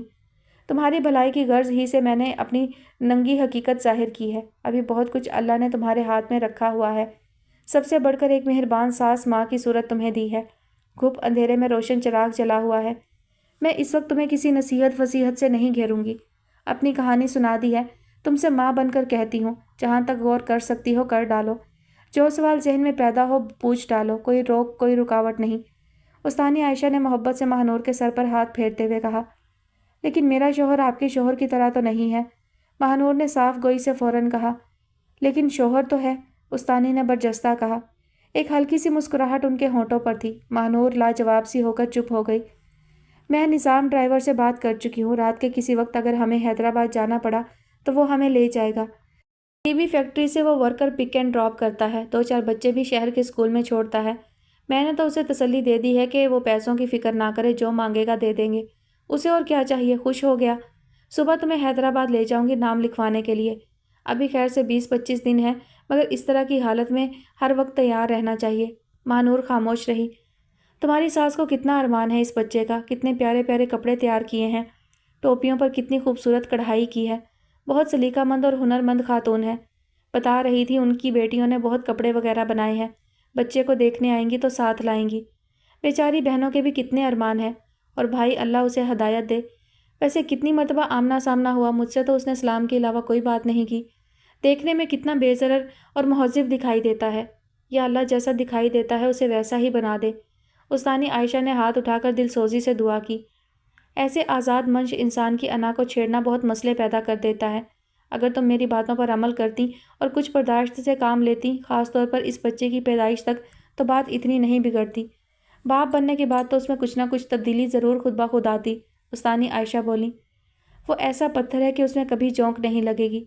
खुद पता नहीं किन किन औरतों के चक्कर में रहता है, वैसा ही दूसरों को समझता है। महानूर जलकर बोली। क्या मतलब? उस्तानी ने चौंक कर पूछा। बेचारे मज़ाहिर भाई की जान का दुश्मन बना हुआ है। ख्वामख्वाह उनके खलूस को गलत समझता है, हालांकि उसको इतनी अकल तो होना चाहिए। अगर मज़ाहिर भाई ऐसे होते तो वो खुद अपने हाथों से मुझे उसके हवाले करते, मौका मिलने पर कोई फ़ायदा ना उठाते। महानूर चिढ़े हुए अंदाज में बोली। क्या कहता है? उस्तानी एकदम संजीदा हो गई। उसे एतराज़ है कि जब तुम्हारे ख़ानदान का कोई भी फ़र्द तुमसे नहीं मिलता तो ये क्यों तुम्हारी खबरगिरी करते हैं? उन्हें तुमसे क्या दिलचस्पी है? क्यों आते हैं मिलने, वगैरह वगैरह। हाँ, तो तुम्हें बहुत रसानियत से साबित करना था कि उसके ख्यालात बेबुनियाद हैं, मगर तुमने तो उसके शक व शुबे के जवाब में इतनी खुदसिरी दिखाई कि वो अपने शक पर मजबूत हो गया। खैर, अब जो हुआ सो हुआ। अब अपने फितरी औरतपन से काम लो। अगर वो इस बच्चे को देखने आए, तुम्हें साथ ले जाना चाहे तो मज़ाहमत ना करना। देखो बेटी, तुम उसका कुछ नहीं बिगाड़ सकती। उसके ख़मीर में अगर अल्लाह ने कुछ अच्छी बातें गूंदी हैं तो उनको दरियाफ्त करने और नशो नुमा देने की कोशिश करो। जितना उससे झगड़ा करोगी उतनी ही ज़िंदगी दुश्वार होती चली जाएगी। वो औरतें साए हैं और तुम वजूद हो। ये वक्ती अज़ियत तुम्हें सब्र व खामोशी से झेलना पड़ेगी। आमर सर पर हुकूमत करता है और फरमाबरदार और ताबेदार दिल पर। तुम्हारी जी हाँ से खुद ही तंग आ जाएगा और तुम्हें चिढ़ाने और जलाने में जो लुत्फ़ उसे मिलता है, जब उस लुत्फ़ से महरूम हो जाएगा तो खुद ब खुद अपने इस फ़ेल से बेजार हो जाएगा। यह अमल बहुत मुश्किल ज़रूर है, मगर इसका नतीजा 100% तुम्हारे हक़ में होगा। इंशाअल्लाह ऐसे कानून शिकन हर पाबंदी से बेजार इंसान कभी भी ज़िद जंग से काबू में नहीं आते। उनको काबू में करने के लिए सब्र, बर्दाश्त और हुस्न तदबीर की ज़रूरत होती है। तुम उससे जितना मुकाबला करोगी, उसी के लहजे में करोगी, वो उतना ज़्यादा रद्द अमल करेगा। इसलिए कि वो इस ज़ौम में मुब्तला है कि वो हर लिहाज से ज़ोरावर है और कोई उसका कुछ नहीं बिगाड़ सकता। उस्तानी आयशा बहुत बुर्दबारी से उसे समझा रही थी। खाला जान, एक औरत उस मर्द के साथ कैसे मेहनत, खिदमत, मोहब्बत से रह सकती है जबकि उसके खलूस पर से एतबार ही उठ चुका हो। वो खूबसूरत बातें और यकीन दहानियाँ जो वो अपनी बीवी के साथ करता है, बिल्कुल उसी तरह का किरदार वो दूसरी औरत के साथ भी करता है। तो जहन उलझेगा नहीं कि वो सच्चा किसके साथ है। महानूर ने बिलाखिर अपने दिल की बात कह दी। मर्द ख्वाह कैसा ही हो, सच्चा उसी के साथ होता है जो औरत उसकी तमाम तर मनफी आदतों के बावजूद अपना रवैया मस्बत रखती है, अपने किरदार की हिफाजत करती है, खुद को किसी की अमानत समझते हुए किसी अमानत की तरह अपनी हिफाजत करती है। एक वक्त ऐसा आता है कि खोटे सिक्कों से दिल बहलाते बहलाते मर्द की तबीयत ऊब जाती है और वो आखिरकार मुखलिस, साबिर, सच्ची, अमानतदार औरत की तरफ पलटने पर मजबूर हो जाता है। उसे एहसास होता है कि ये औरत उसका ख़जाना है। मैंने शुरफा की ऐसी किस्म भी देखी है और वो हमारे माशरे में अच्छी खासी तादाद में पाए जाते हैं। अपनी बीवियों के साथ बहुत हुस्न सलूक से रहते हैं, उनका ख्याल रखते हैं और उनके खुफिया माशके भी चल रहे होते हैं। वो वक्ती लुत्फ़ की नीयत से ये माशके चला रहे होते हैं। दूसरी शादी करने का उन्हें ख्याल भी नहीं होता और वो माशरे की बहुत सी मासूम औरतों, लड़कियों को बेवकूफ़ बना रहे होते हैं। उनका मकसद महज हाथ साफ़ करना होता है। जो वक्त उन्हें मुखलिस बीवी को देना चाहिए वो इन माशकों में ज़ाया करके अपने जीवन साथी की हक तलफ़ी कर रहे होते हैं और उनकी बीवियों को एहसास तक नहीं हो पाता कि उनका इतना अच्छा शौहर किस तरह उनका हक कहीं और लुटा रहा है। उफ़ खाला जान, आपको अंदाज़ा नहीं है उसकी 1 तो नहीं 99% आदतें किस कदर तकलीफ़ दें हैं। महानूर ने जैसे तड़प कर कहा। हाँ, मैं ये नहीं कहती कि तुम गलत कह रही हो, मगर ईमानदारी से सोच कर बताना, बहैसियत बीवी तुमने उसे क्या कुछ दिया है? उसने तुम्हें पसंद किया, तुमसे मोहब्बत की, तुम्हारे हसूल के लिए दुरुस्त ज़राए इस्तेमाल किए। काम नहीं बना तो वो अपनी मनवाने वाली फितरत को काम में लाकर तुम्हें उठा लाया। इसके बावजूद तुम्हारे औरतपन की तस्लील नहीं की, गैर इखलाकी तौर पर तुम्हारा वजूद इस्तेमाल नहीं किया। बाकायदा तुमसे शादी की। तुमने उसकी बीवी बनने के बाद खुद को सिर्फ एक मफतूहा इलाका तस्वुर किया। उसने तुम्हारे ख़ानदान की इज्जत को जिस तरह दागदार किया, तुमने उसे माफ़ नहीं किया, और माफ़ करना इतना आसान भी नहीं है। मगर उसके दिमाग में ये बात नहीं आ सकती कि उसने तुम्हें किस दर्जा नुकसान पहुंचाकर अपनी बीवी बनाया है। उसके जहन में सिर्फ ये है कि तुम उसकी कानूनी शरई बीवी हो। उसने तुम्हें दौलत के ढेर दिए हैं। आने वाले वक्तों में तुम उसकी औलाद की माँ हो। उसने माशरे में बाकायदा एक हैसियत दे दी है, इसलिए वह तुमसे एक मुकम्मल बीवी का किरदार अदा करने की ख्वाहिश रखता है, जो उसकी खिदमत भी करे और उससे मोहब्बत का इजहार भी करे। तुमने एक ज़र खरीद बांदी की तरह उसकी खिदमत तो की, मगर एक बीवी की तरह गर्मजोशी और जज्बे से उसके करीब बैठने को पसंद नहीं किया, और उसके मोहब्बत भरे अमल के सामने यूँ रही जैसे कोई कैदी से जबरी मुशक्क़त ले रहा हो। वो उस बर्फ़ की सिल से कितनी देर कुर्बत करता। मन चाहा साथी जिसे उसने बहुत शौक़ से अपने करीब किया था, उससे क्या मिला? सर्द महरी, बेहिसी, बल्कि नफ़रत और कराहियत का एहसास। इन जज्बों के साथ तो बनी नौ इंसान की कभी इस्तिला नहीं हुई। मनफी रवैये जंगी कैफियत पैदा करते हैं, अपना आप बदलने का शऊर नहीं। उसको तब्दील करने का ख्याल हो तो पहले अपने आप को तब्दील करना होगा। बस मैं तुम्हें इससे ज़्यादा नहीं समझा सकती। माशाल्लाह समझदार हो। आने वाले वक्त में खुद को देखने की कोशिश करो कि कहाँ खड़ी हो। सफ़र अंधेरे की तरफ है या रोशनी की तरफ? उस्तानी आयशा खामोश हो गई। वही बीबी, इधर भी तुमने वही रंग ढंग अपनाए हुए हैं। मोहल्ले के बच्चों पे मामता लुटाती फिर रही हो। बड़ी अम्मा मजहर के साथ ज़हीर की शादी के सिलसिले की शॉपिंग को निकली थी। सोचा रीबा का घर रास्ते में पड़ता है, उसको साथ ले लें। फ़िलहाल तो वो कुछ सादा कपड़े कढ़ाई के लिए देने जा रही थी। घर में दाखिल हुई तो देखा रीबा एक बहुत खूबसूरत सेहतमंद बच्ची को कारपेट पर लिटाए पाउडर लगा रही थी। बच्ची के कपड़े पास ही रखे थे और इस काम में वो इस बुरी तरह मुनहमिक थी कि बड़ी अम्मा की आवाज़ पर तकरीबन उछल ही पड़ी। अस्सलामुअलैकुम बड़ी अम्मा। वो कदरे झींप कर सलाम करने लगी। वालेकुम अस्सलाम, जीती रहो। ये किसकी बच्ची उठा लाई हो खिदमतें करने के लिए? बड़ी अम्मा का ध्यान बददस्तूर बच्ची की तरफ था। किसी की नहीं, अपनी ही समझें, रीबा ने ऊट पटांग जवाब दिया। वो तो खैर ये है कि राह चलते बच्चे तुम्हारे अपने हैं। तुम्हारी ससुराल वाले तुम्हारी ये हरकतें देखेंगे तो क्या सोचेंगे? बावली हुई हो, शर्म करो। यही सोचेंगे ना कि बहुत अरमान हो रहा है बच्चों का। चलो वापस भेजो, जिनकी है वो खुद खेलें संभालें। बड़ी अम्मा को शदीद गुस्सा आ रहा था। बड़ी अम्मा, ये हमने मुस्तकिल ले ली है, ये हमारे पास ही रहती है बड़ी अम्मा। रीबा ने हिम्मत करके जवाब दिया। क्या मतलब? अम्मा बाबा कहाँ हैं इसके? बड़ी अम्मा अचंभे में पड़ गई। इस बेचारे का कोई नहीं, तभी तो हमने इसे अपने पास रख लिया है। रीबा ने डरते डरते बड़ी अम्मा की तरफ देखा। अरे तो दरख्त में तो नहीं उगी होगी, कहाँ पैदा हुई, तुम तक कैसे पहुंची? तुम लेकर आई हो या तुम्हारी सास कहीं से लाई है? बड़ी अम्मा तो अपना असली काम भूल गई। वो रीबा से किसी भी किस्म के मार्के की तवक्का कर सकती थी। जी लाई तो मम्मी ही हैं, शायद उनके किसी जानने वाले के यहाँ पैदा हुई थी। रीबा को फ़ौरन जान छुड़ाने वाला जवाब सूझा। तो लाकर उन्होंने ये हाथ तुम्हारे गले में डाल दिया? बड़ी अम्मा की पेशानी पर बल पड़ गए। मैंने खुद पहना है, रीबा ने शरारत से मुस्कुराहट दबाते हुए जवाब दिया। हाँ, वो तो तुम्हें बहुत शौक है इधर उधर के हार गले में डालने का। कुछ दिन जाते हैं, अगर तुम्हारी अपनी औलाद गोद में आ गई तो? बच्चा एक जिम्मेदारी होता है, गाय भैंस के बछड़े की तरह तो नहीं पल जाता। मार 24 घंटे का ध्यान। तुम्हारी सास को क्या सूझी? तुम्हारे ब्याह को तो साल भर भी नहीं हुआ कि वो पोते पोती के अरमान करते करते मायूस हो रही हैं, तो सोचा कहीं से लेकर ही शौक पूरा कर लें। बड़ी अम्मा तो इतनी बड़ी मुफ्त की जिम्मेदारी पर परेशान हो गई। बड़ी अम्मा, उन्होंने ज़बरदस्ती तो नहीं की मेरे साथ। मैं अपनी खुशी से इसकी देखभाल कर रही हूँ। फारिग तो रहती हूँ, हर वक्त बोर हो जाती हूँ, घर का तो कोई काम है नहीं, रीबा ने जवाब दिया। घर में काम निकाले जाते हैं, देखे जाते हैं। घर के काम तो कभी ख़त्म ही नहीं होते। ये खूब कहा कि घर में काम ही नहीं। सच्ची बड़ी अम्मा, झूठ नहीं कह रही। किचन में 2 नौकर, एक बटलर, एक उसका हेल्पर जो किचन को हर वक्त समेटता साफ करता रहता है, खाना लगाता है, बर्तन उठवाता है। जाहिर है हर दूसरे रोज़ तो 2-4 लोग कभी लंच कभी डिनर पर होते हैं, कई कई डिशेस तैयार करना होती हैं, इसलिए 2 का काम तो बहरहाल है। 2 मासियाँ, एक वैक्यूम चलाती है, धुलाइयाँ करती है, दूसरी सफाई करती है। रात 11 बजे तक डस्टर उसके हाथ में रहता है। मम्मी का ऑर्डर है, किसी चीज़ पर भी धूल नज़र नहीं आना चाहिए। बेचारी सारे घर में घूमती रहती है, जहाँ कहीं धूल जाला देखती है फ़ौरन साफ़ कर देती है। बाहर लॉन में माली हर वक्त मौजूद। एक पठानी है जो कपड़े धोती है, फिर उन्हें इस्त्री भी करती है। बाहर का सौदा सल्फ लाने के लिए एक बलोच लड़का है। एक सिंधी बाबा है जो नौकरों का हेड है, जो नौकर छुट्टी पर हो वो उसके हिस्से का काम करता है। अब बताइए मैं क्या काम करूं? रीबा ने बड़े मुफस्सिल तरीके से बड़ी अम्मा को यकीन दिलाया कि वाकई उसके पास कोई काम नहीं। तो फिर 10-12 तुम अपने पैदा कर लेना, कम से कम यही काम कर लेना। ऐरों गैरों के बच्चे पालने से तो बहुत बेहतर है। बड़ी अम्मा नौकरों की इतनी तवील फहरिस्त सुनकर कतरे ठंडी हुई। बड़ी अम्मा यह तो सवाब का काम है। रीबा ने अपनी दानिश में बड़ी अम्मा को मजीद ठंडा करना चाहा। तो यतीम खाने की इंचार्ज लग जाओ, वैसे भी तुम्हारे पास वक्त बहुत है। 2-4 किसी के पाल कर कितना सवाब मिलेगा? यतीम खाने में सरपरस्ती करोगी तो जने कितने हज का सवाब मिलेगा।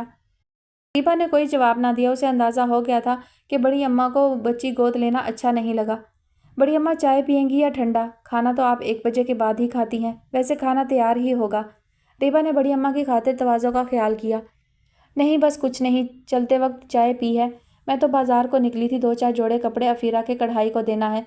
1.5 महीना बीच में है। तुम्हारे भाईजान ज़हीर की शादी की तैयारियां हो रही हैं।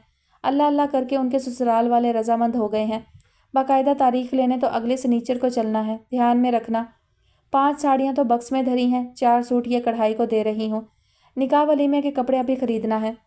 मेरा ख्याल है 16-17 जोड़े बरी के लिए काफ़ी हैं। क्यों? बड़ी अम्मा ने शादीशुदा रीबा को बिलाकर मशवरे के लायक समझ ही लिया। कम से कम 21 तो कर लें बड़ी अम्मा। आजकल कम से कम 21 या 50-51 का रिवाज चल रहा है। रीबा ने इधर उधर की शादियों से हासिल तजर्बा की बुनियाद पर कहा। बस हटाओ, इतने ढेर कपड़ों का क्या फ़ायदा?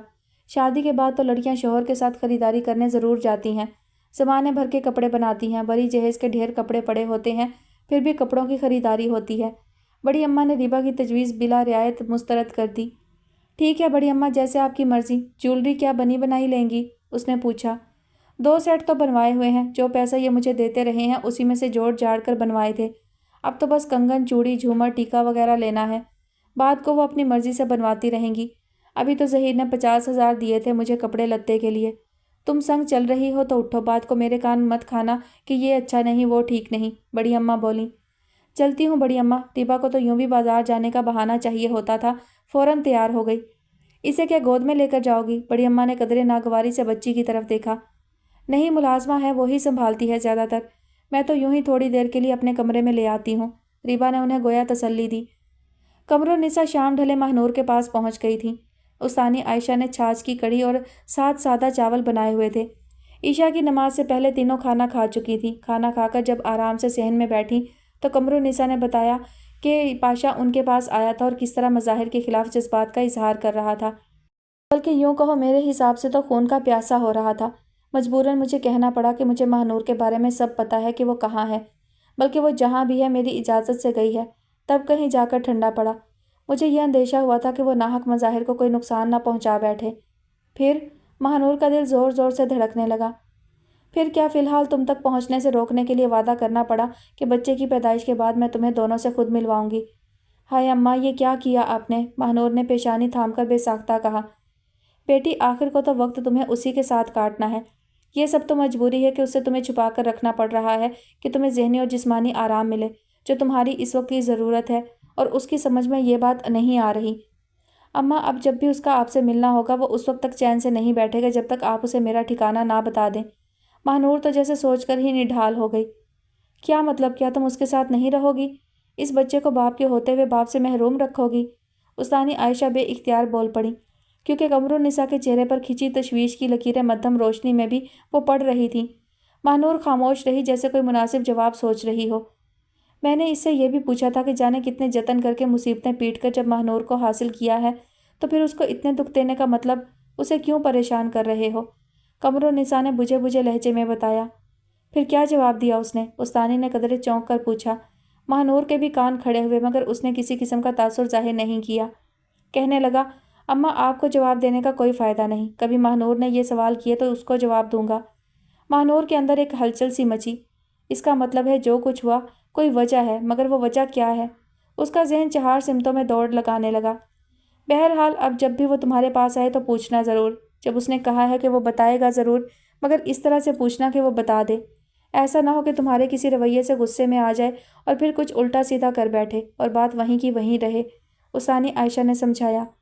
बहरहाल बहन, आपने बहुत समझदारी से काम लिया, वरना मुमकिन था कि वो मज़ाहिर को कोई नुकसान पहुंचा बैठता। اس کے ذہن میں تو یہی ہوگا کہ مظاہر ماہنور کی خیر خبر رکھتا ہے، اسی نے کچھ کیا ہے۔ آپ کا بہت بہت شکریہ۔ استانی عائشہ کا انداز تشکر بہت فطری بھی بے ساختہ تھا۔ شام 7 بجے ماہنور کو ہلکی سی تکلیف محسوس ہوئی تھی اور استانی عائشہ اور قمر النساء اسے حیدرآباد کے ایک جدید سہولتوں سے آراستہ میٹرنٹی ہوم میں لے آئی تھیں۔ گاڑی کا انتظام تو پہلے ہی کیا ہوا تھا، اس لیے شہر پہنچنے میں کوئی دشواری نہیں ہوئی۔ دونوں راستے بھر پڑھ کر ماہنور پر پھونکتی رہیں، اس کی ہمت بڑھاتی رہیں۔ رات کے بڑھتے ہوئے اندھیرے میں وہ تینوں میٹرنٹی ہوم پہنچی۔ اس وقت تک ماہنور کی حالت کنٹرول میں تھی، اسے فوراً ہی ڈرپ لگا دی گئی تھی۔ رات 12 بجے کے بعد اسے درد شروع ہوئے۔ تقریباً صبح 4:30 بجے اس نے ایک بہت خوبصورت بیٹے کو جنم دیا۔ قمر النساء تو سنتے ہی فرط مسرت سے باقاعدہ رونے لگیں۔ استانی عائشہ نے انہیں گلے لگا کر مبارکباد دی اور شکرانہ پڑھنے کی تاکید کی۔ قمر النساء صبح تک جائے نماز پر بیٹھی رہیں۔ فجر کی نماز کے بعد انہوں نے استانی عائشہ سے کہا، میں اس پورے اسپتال میں مٹھائی بانٹنا چاہتی ہوں۔ مجھے تو اس شہر کے بازاروں کا کچھ پتہ نہیں، آپ کسی سے کہہ کر میرا یہ کام کروا دیجیے۔ سب کمروں میں اور اسپتال کے عملے اور ڈاکٹرز کے لیے 1-1 کلو ڈبہ تیار کرا دیجیے۔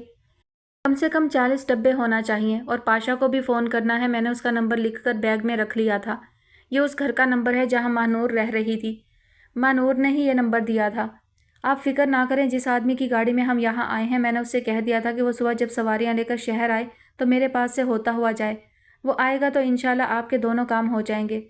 اللہ سے دعا ہے کہ آپ کو خوشی راس آئے۔ استانی عائشہ نے تسلی دی تو قمر النساء مطمئن ہو گئی۔ کیس نارمل تھا، اس لیے ماہنور پورے ہوش و حواس میں اپنی ساس کی بے پایاں خوشی کا مظاہرہ دیکھ رہی تھی۔ بچے کو انہوں نے بہت خوبصورت کپڑے پہنائے تھے، کبھی اسے شہد چٹاتی تھیں، کبھی ماہنور کے پاس فیڈ کے لیے لاتی تھیں۔ میری بہو میری مرضی کی ہے، ایسی بہو جس کی خواہش ہر ساس کرتی ہے۔ ایسی بہو سے اللہ نے مجھے پوتا دیا ہے، جتنا شکر کروں کم ہے۔ انہوں نے پتہ نہیں چوتھی مرتبہ ماہنور کی پیشانی پر بوسہ دیا تھا۔ اللہ نے میرے باغ میں بہت خوبصورت پھول لگایا ہے۔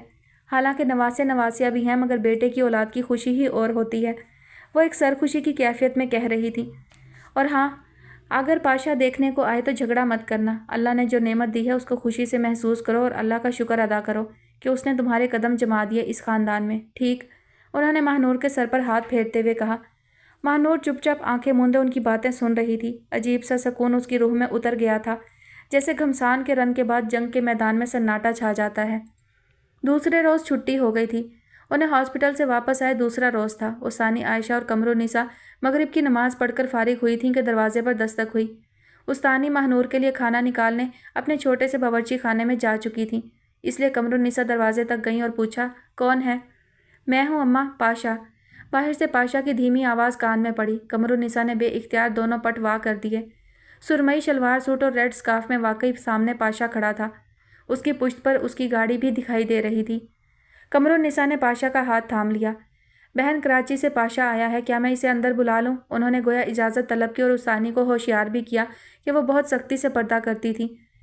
یہ دیکھو، اللہ نے کتنا پیارا بیٹا دیا ہے، مقام شکر ہے کہ ایک اچھی اور نیک بیوی سے تمہیں اولاد کی نعمت ملی۔ قمر النساء بچے کو اٹھا کر پاشا کے قریب آئیں۔ پاشا نے بچے پر ایک نگاہ ڈال کر ماہنور کی طرف دیکھا۔ اس نعمت کی ماں نیک بیوی تو ہے اماں، اچھی بیوی نہیں۔ پاشا نے بے اختیار ہاتھ بڑھا کر بچہ لیتے ہوئے کہا۔ تمہارے علم و فضل سے ہمارا کیا مقابلہ، اچھی اور نیک میں فرق کیا ہے؟ قمر النساء نے جھلا کر کہا۔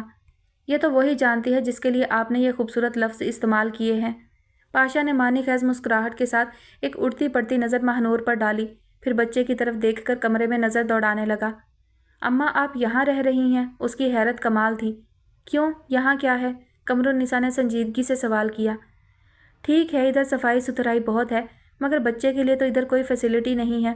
اماں، یہ میرا بیٹا ہے، اسے آپ نے کہاں رکھا ہوا ہے؟ پاشا کے لہجے میں عجیب سی جھنجھلاہٹ تھی۔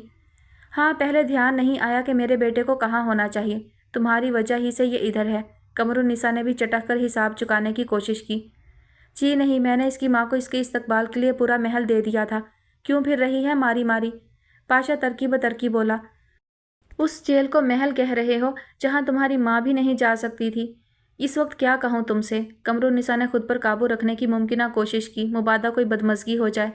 اماں، عورتوں کو تو عادت ہوتی ہے لانگ سٹوری کھینچنے کی، بندے کو سب کچھ ملا ہوا ہو پھر بھی رو رہا ہو تو یہی کہا جا سکتا ہے کہ عادت سے مجبور ہے۔ اتنے نوکر تھے وہاں، کوئی بھی کام نہیں رک سکتا تھا۔ پاشا نے لاپرواہی سے جواب دیا۔ اماں چھوڑیں وہ باتیں، یہ بتائیں کہ اس کا نام کیا رکھا ہے؟ اس مرتبہ پاشا نے پرشوق نظروں سے بچے کا چہرہ دیکھا۔ نام تو تم بتاؤ، کہو گے تو تمہاری بہنوں سے مشورہ کر کے رکھ لیتے ہیں، جیسا تم کہو، قمرالنساء نے کہا۔ نہیں، اس کا نام میں خود رکھوں گا، سوچ کر بتا دوں گا۔ آپ یہ بتائیے کہ چل رہی ہیں گھر؟ کون سے گھر؟ تمہارے محل میں تو میرا داخلہ بند ہے، اور اپنے گھر جب مجھے جانا ہوگا چلی جاؤں گی، قمرالنساء نے قدرے برا مان کر کہا۔ پھر ایک دم اپنا موڈ درست کرتے ہوئے پاشا کی طرف دیکھ کر بولی، تم بیٹھو تو صحیح، پانی وانی پیو، کراچی سے کس وقت چلے تھے؟ کہاں بیٹھوں، یہاں بیٹھنے کی جگہ کہاں ہے؟ پاشا نے استہزائیہ کہہ کر ادھر ادھر دیکھا۔ قمرالنساء نے گھبرا کر دروازے کی سمت دیکھا، پھر نیچے فرش پر بچھی رلی اور سفید گاؤ تکیے کی طرف اشارہ کرتے ہوئے کہا، یہاں بیٹھ جاؤ آرام سے ٹیک لگا کر۔ پھر دبی آواز میں بولی، الٹا سیدھا بولنے کی ضرورت نہیں ہے، ہماری محسن ہے استانی، تمہیں خیال رکھنا چاہیے۔ 1 منٹ میں ابھی آتی ہوں۔ انہیں فوراً تخلیہ کرنے کا خیال آ گیا اور کمرے سے باہر چلی گئیں۔ بے وقوف لڑکی، جن عورتوں کی کوئی حیثیت نہیں ہوتی، مرد ایسی عورتوں کو اپنے بچوں کی مائیں نہیں بناتے۔ مجھ سے جھگڑنے ضد کرنے کا کیا نتیجہ نکلا؟ جنگل بیابان میں پڑی ہو، کتنی مشکل زندگی ہے یہاں کی۔ چلو اٹھو، میرا بچہ ایسی جگہ نہیں رہے گا جہاں لوگ پانی کے لیے بارش کی دعا کریں۔ اٹھو، شاباش، ہم یہاں بہت سکون سے رہ رہے ہیں، آپ ٹینس نہ ہو، وہ مزید بولی۔ تمہیں تو خیر عادت ہوگی، میں تو اماں کی بات کر رہا ہوں۔ پاشا بچے کا چہرہ بغور دیکھ کر کہہ رہا تھا۔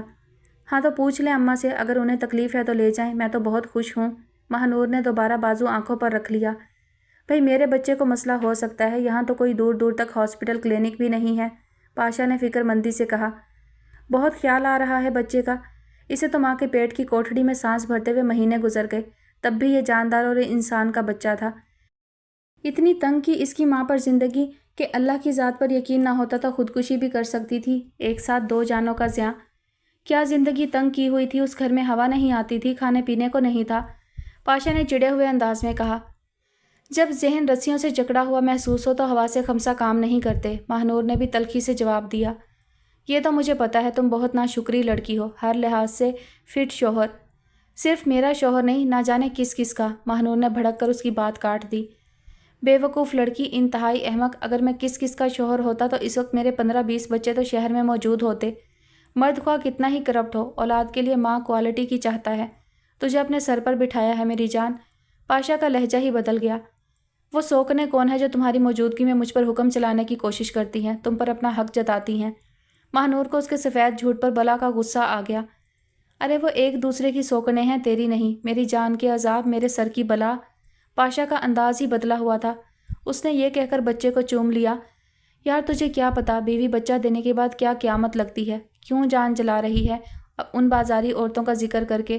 اور کوئی بات نہیں تیرے پاس؟ پاشا مسکراہٹ دبا کر یوں کہہ رہا تھا گویا گزرے کسی واقعے کی کوئی حیثیت نہیں۔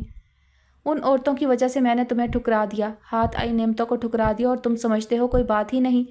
ابھی تک زخموں سے خون رس رہا ہے، میرا صبر پڑے گا ان چڑیلوں پر، ایڈز ہوگا انہیں، کسی بے بس انسان کی بددعا کبھی رائگاں نہیں جاتی۔ ماہنور کی آواز آنسوؤں میں ڈوب گئی۔ تیری یہی ادائیں دیکھنے کے لیے تو وہ بلائیں سر چپکائی ہوئی ہیں، ورنہ ان میں زور کیا ہے؟ ان سے اچھی تو وہ فقیرنیاں ہیں جو عبداللہ شاہ غازی کے مزار پر کٹورے لیے کھڑی ہوتی ہیں۔ ماہنور اس کے لہجے پر بری طرح چونک پڑی۔ اس نے آنسوؤں کی دھند ہٹا کر پاشا کا چہرہ دیکھنے کی کوشش کی۔ حد ہو گئی خود غرضی کی، یعنی اپنی کسی نفسیاتی تسکین کے لیے ایک پورے کا پورا زندہ سالم انسان استعمال کرنا، پھر اس پر کوئی شرمندگی بھی نہیں۔ ماہنور بھرائی ہوئی آواز میں بولی، شرمندگی کس بات کی؟ حساب کتاب صاف رکھا ہے، جو کچھ اس معاشرے میں عورت کو چاہیے وہ سب کچھ نہیں دیا تجھے؟ گھر بار، نام، حیثیت، دولت، اولاد، کس چیز کی کمی ہے ظالم تیرے پاس؟ وہ اجرتی عورتیں تو تیرے سر کا صدقہ کھاتی ہیں، تو ان عورتوں کو میرے قریب پا کر سلگتی ہے تو مجھ پر برسات کے چھینٹے پڑتے ہیں۔ تجھے کیا پتا، اپنائی ہوئی عورت مرد کا غرور اور غیرت ہوتی ہے، مرد کی کل پونجی ہوتی ہے۔ ایسی عورت آگ کے دریا پار کر کے بھی ملے تو حاصل کرنا چاہیے، اور میں نے حاصل کی، ورنہ میری ساری دولت بیکار تھی تیرے بغیر۔ میں جس راستے پر چل رہا تھا اس راستے پر تیرے جیسی عورت ہاتھ نہیں لگتی، اور تیرے جیسی عورت کے بغیر مرد کی زندگی کیا؟ پاشا نے بچے کو آہستہ سے ماہنور کے پہلو میں لٹا دیا۔ ماہنور نے گزرے ایک ایک پل کی تھکن سے اپنی ہڈیوں کو چور چور محسوس کیا، دکھ کی اس حد پر جیسے آنسو بھی سرگراں ہو کر راستہ بھولنے لگے۔ ماہنور، اس ملک کے حالات بہت تیزی سے تبدیل ہو رہے ہیں، اگر کوئی پھندا میری سمت لہرایا تو وہ پھانسی کے پھندے میں بدل جائے گا۔ اس لیے میں ایک ایسے ملک میں جا رہا ہوں جہاں انٹرپول پولیس کے ذریعے مجھے یہاں آنے پر مجبور نہ کیا جا سکے۔ ہفتہ 10 دن بعد میں اس سرزمین چھوڑ جاؤں گا۔ ماہنور نے ہڑبڑا کر پاشا کی سمت دیکھا۔ میں تمہیں جلد ہی بلوا لوں گا اور تمہیں آنا پڑے گا۔ जिन लोगों ने अरबपति बनने के लिए मुझे करोड़पति बनाया है, उनके शिकंजे से निकल जाऊंगा मैं। खुद इस ज़िंदगी को खुदा हाफिज़ कहना चाहता हूँ जहाँ दौलत मौत के फंदे में नाचती है। मेरे सर की कीमत लगी हुई है, मगर मैं ज़िंदा रहना चाहता हूँ। तेरे साथ, अपने बच्चों के साथ लाइफ इंजॉय करना चाहता हूँ। हसद और रकाबत में मैंने तुझे बहुत सताया है, मगर हर रंग की औरत का तजर्बा रखने वाला मर्द जानता है कि तेरे जैसी औरतें होती हैं जो अपनी इस्मत बचाने की खातिर कुएं में कूद जाती हैं। मैं सिर्फ चंद दिन के लिए इस मुल्क में हूँ, इसलिए तुझे अपने साथ रखना चाहता हूँ। फिर तो कहीं महीनों बाद मुलाकात होगी तुझसे। महानूर साकत उसका हर्फ हर्फ सुन रही थी। वो खामोश हुआ और खामोशी का दौरानिया तवील हुआ तो उसने अपने हवास जमा किए। मुझे एतबार नहीं, क्या पता ये भी मुझे खून रुलाने की कोई चाल हो, महानूर ने साफ कहा और आंखें मूंद ली। दिल तो बहुत चाह रहा था कि कुछ रोज़ तुझे और सताऊं और आजमाऊं, मगर शायद कुदरत को तुझ पर तरस आ गया है और इसीलिए मेरा बुरा वक्त आ गया है। मैं जल्द से जल्द ये सरजमीन छोड़ देना चाहता हूँ, इसलिए तुझे इस वक्त मेरे साथ चलना होगा। पाशा का अंदाज ज़िद्दी था, और अगर मैं ना जाऊँ, महानूर के अंदाज में भी ज़िद थी। फिर महानूर, तुम्हारी मर्ज़ी, फिर तुम्हें मेरे बगैर सारी उम्र काटना होगी। मैं पलट कर यहाँ नहीं आऊँगा। हाँ, अगर तुम मेरे साथ रहोगी तो तुम्हारे यहाँ आने पर कोई पाबंदी नहीं होगी। मेरी ज़िंदगी में शायद औरतें बहुत आएँ, मगर बीवी नहीं आएगी। बीवी वो होती है जिसे मर्द की मर्दानगी को 4 चांद लगते हैं। मैं ज़रा थर की तरफ जा रहा हूँ सैर करने, तुम इतनी देर में फ़ैसला कर लो, चलना है या नहीं। जराइम की दुनिया दलदल होती है, ये उस दलदल में उतरने के बाद पता चलता है। मैं तौबा भी कर लूँ तो पुलिस स्टेशनों से मेरी तस्वीरें और फाइलें फरिश्ते गायब नहीं कर देंगे। मेरे पास निजात का एक रास्ता है, वो ये कि मैं मुल्क छोड़ दूँ। अभी मेरे पास मौका है, कुछ दिनों बाद ये भी नहीं होगा। मैं तुम्हारे फैसले का इंतज़ार बाहर गाड़ी में करूँगा, पाशा ने संजीदगी से कहा और तेज़ी से कमरे से बाहर चला गया। थोड़ी ही देर में कमरुन्निसा हवास बागता सी कमरे में वापस आईं। क्या हुआ, क्या चला गया? यहीं गए हैं, थर की तरफ कह रहे हैं, अभी वापस आता हूँ, महानूर ने बेतासुर लहजे में जवाब दिया। अकेला चला गया? इलाके के किसी बंदे के साथ जाता, उस्तानी बता रही थी। यहाँ तो मुकामी लोग सहरा में भटक जाते हैं, कमरुन्निसा तशवीश से बोली। इतना तो उन्हें भी पता होगा अम्मा, महानूर ने साबका टोन में जवाब दिया। कुछ कह रहा था, कोई परेशानी वाली बात तो नहीं? कमरुन्निसा ने फिक्रमंदी से उसकी सूरत देखी। नहीं, कोई ख़ास नहीं, साथ चलने को कह रहे हैं, महानूर ने आहिस्तगी से जवाब दिया। दिमाग ख़राब है, ऐसी हालत में तुम घंटों बैठकर सफ़र कैसे कर सकती हो? इस हाल में भी नहीं बख्शेगा। कमरुन्निसा को गुस्सा आ गया। मुल्क से बाहर जा रहे हैं थोड़े दिनों में, शायद हमेशा के लिए। महानूर का अंदाज बला का पुरसकून था। हैं? कमरुन्निसा ने दहल कर सीने पर हाथ रख लिया। हमेशा के लिए? जब ये सब कुछ ही करना था तो तुम्हें दरबदर क्यों किया जालिम ने? कमरुन्निसा की आवाज़ में बला का दुख था। मुझे भी वहीं बुलाएंगे बकौल उनके, महानूर ने गुमसुम सी कैफियत में कहा। अरे इसका क्या भरोसा? कमरुन्निसा ने यकीन करने से साफ इनकार कर दिया। वहाँ जाकर फिर किसी को पीछे लगा लिया तो हम क्या कर लेंगे? कमरुन्निसा तो बहुत ही परेशान हो रही थी। अम्मा, एक बार उनको यहाँ से जाने दें, क्या मालूम ये हिजरत उन्हें रास आ जाए। वो जो भूत और बलाएं उन्हें चिमटी हुई हैं, क्या मालूम उनसे पीछा छूट जाए। महानूर ने कहा तो कमरुन्निसा ने चौंक कर महानूर की तरफ देखा। उन्हें उसके अंदर एक तब्दीली सी महसूस हुई। मैं तो खुद चाहती हूँ इन मनहूसों से उसका पीछा छूट जाए, मगर मुझे तो तुम्हारी फ़िक्र सता रही है ना। वो उसी तरह फ़िक्रमंदी से बोली। मत फ़िक्रमंद हो, वो मुझे कभी नहीं छोड़ेगा। मैं उसकी अना का मसला हूँ। जिस ज़मीन पर उसे पाँव जमा कर खड़े होने की जगह मिली है, मैं वो संगलाक ज़मीन हूँ। मेरे अलावा उसके चहारसू सिर्फ पानी ही पानी है। वो कितनी देर खड़ा रह सकता है अम्मा? महानूर ने बहुत मजबूत लहजे में जवाब दिया। जब खुद पर इतना भरोसा है तो क्यों बिगाड़ती थी उससे? कमरुन्निसा ने असूली सवाल किया। कोई चुड़ैल उसके साथ दिखाई दी तो इसी तरह बिगड़ेगी। ये तो सारी दुनिया को पता है कि वो मेरा है, मगर उसे मेरी तस्कीन का भी ख्याल रखना चाहिए। अगर मुझे उसको छोड़ना होता तो खुला का केस फाइल ना करा देती। मैं उसकी अना का मसला हूँ अम्मा, और वो मेरी इज्जत का सवाल है। अम्मा, अगर उसे छोड़ दिया तो दुनिया में कहीं उसके दिल जितनी जगह टिकने को नहीं मिलेगी। मेरी हैसियत भी तो अनुषा उस रैया के बराबर या शायद उनसे भी कम होगी। जो साख मुझे मिल गई है अम्मा, वो हाथ से नहीं जाने दूंगी। एक इज्जतदार पारसा ख़ानदान की लड़की की यही जमा पूंजी है। खुदा न खास्ता अगर पाशा को कुछ हो जाए अम्मा, कि वो हर वक्त ख़तरों में घिरा रहता है और मुझे उसके बगैर इस दुनिया में बकाया 40 साल गुजारने को मिले, तो मुझे अपनी साख की खातिर 40 साल उसकी बेवा बनकर गुजारना होंगे, क्योंकि उसके बाद मैं किसी की बीवी नहीं बन सकती। ये मुझे छोड़ दे तब भी मैं किसी की बीवी नहीं बन सकती। लोग मुझे अनुषा और सुरैया बनाना पसंद करेंगे। पाशा की तरह बीवी बनाकर मेरी ज़िद और हठधर्मी नहीं सहेंगे, मेरे नखरे नहीं उठाएंगे। अम्मा, ना पेट का सवाल है ना छत का, अब तो आखिरी सांस तक साख का सवाल है। जिस इंसान की सारी मता लुट चुकी हो اور پھر بھی اس کے ہاتھ میں کچھ باقی رہ جائے تو وہ اس کی کل پونجی ہوتی ہے۔ آخری سانس تک اس پونجی کی حفاظت کرنا ہے اماں، اسے جانے دیں، مت روکیے گا اماں۔ ماہنور کی آنکھیں بند تھیں اور گوشوں سے قطرے ٹپک رہے تھے۔ چاند، اظہر، ظہیر، مظاہر، اظہار، مظہر اور ریبا، السلام علیکم۔ میرے بچوں، اللہ آپ کو اپنی حفظ و امان میں رکھے، آپ پر اللہ کی رحمتیں نازل ہوں، زندگی کی دھوپ آپ سے ہٹ کر تپش برسائے، آمین۔ میرے بچوں، میں رومانہ آپ سے مخاطب ہوں، ماں کہنے کا مجھے حق نہیں۔ ماں آپ کی وہ ہیں جو آپ کے دکھ سکھ آپ کے ساتھ دیکھ رہی ہیں اور آپ کو زندگی کی دھوپ سے بچانے کے لیے اپنا آنچل آسمان کی طرح آپ کے سر پر پھیلائے ہوئے ہیں۔ مائیں تو جانوروں کی بھی ہوتی ہیں، مگر اللہ کی کتاب میں ان کی ماؤں کے لیے ضابطے اور فضیلتیں طے نہیں ہوئی ہیں۔ عورت جب ماں بننے کے بعد اپنا کردار عطا کرتی ہے تو اس کے قدموں تلے جنت آتی ہے۔ یہ اللہ کا احسان ہے کہ اس نے مجھے حقوق العباد کی ادائیگی میں کوتاہی کے بعد آپ سے معافی کی توفیق بخشی۔ اس دنیا کی چمک دمک اتنی پرفریب ہے کہ پرواز میں کوتاہی کا باعث بنتی ہے اور انسان اپنے اصل سے ہٹ کر درماندہ ہو جاتا ہے۔ میری دنیاوی سزا کیا کم ہے کہ درماندگی کے زخموں پر کھرنڈ آ کر نہیں دے رہا، اور میں اپنے جگر کے ٹکڑوں سے دور اور ان کی محبتوں سے محروم ہوں۔ آپ کے اطمینان کو یہ بتانا ضروری خیال کرتی ہوں کہ مجھ پر کوئی ایسی حد نہیں لگتی جس کی شرمناک اور عبرتناک سزا سے گزرے بغیر میری روز حشر نجات ممکن نہ ہو۔ میرا ضمیر مطمئن ہے کہ مجھے کسی حد کا مقدمہ دنیا و آخرت میں نہیں لڑنا۔ سوچ بھٹکی تھی، صرف سوچ کے بھٹکنے کی سزا آج تک کاٹ رہی ہوں۔ اس کے باوجود مجھے تسلیم ہے کہ میرا جرم بہت بھیانک ہے۔ میری اولاد زندہ ماں باپ کے ہوتے ہوئے ان کی شفقت و محبت سے محروم رہی۔ تمہارا باپ ایک غیرت مند انسان تھا اور شاید ہے۔ عورت اپنے خاوند کا لباس ہوتی ہے، اس کی آبرو و غیرت ہوتی ہے۔ یہی وجہ ہے کہ مرد عورت کی لغزش کو کبھی بھلا نہیں پاتا، اس لیے کہ عورت کی لغزش کسی مرد کا ٹوٹل نقصان ہوتی ہے، ایسا نقصان جس کی تلافی ممکن نہیں۔ میں اپنے لائق قابل بچوں سے دوری کی سزا پر راضی ہوں، اس لیے کہ جرم کے بعد سزا کے عمل سے نہ گزرا جائے تو پل پل کی موت مقدر بن جاتی ہے، جس کی اذیت ناقابل برداشت ہوتی ہے۔ یہ خط میں صرف اس لیے لکھ رہی ہوں کہ مجھے آپ سے معافی مانگنا ہے۔ ایک وقت بچوں پر ایسا آتا ہے کہ ماں باپ کی حیثیت ثانوی ہو جاتی ہے، وہ اپنے پاؤں پر کھڑے ہوتے ہیں، خود انحصاری کی زندگی گزار رہے ہوتے ہیں، والدین پر انحصار کرنے والے دور سے گزر چکے ہوتے ہیں۔ ماشاءاللہ آپ سب پر یہ وقت آ چکا ہے۔ میں جس مقام پر ہوں آپ کے لیے اس مقام پر بیٹھی دعائیں کر رہی ہوں۔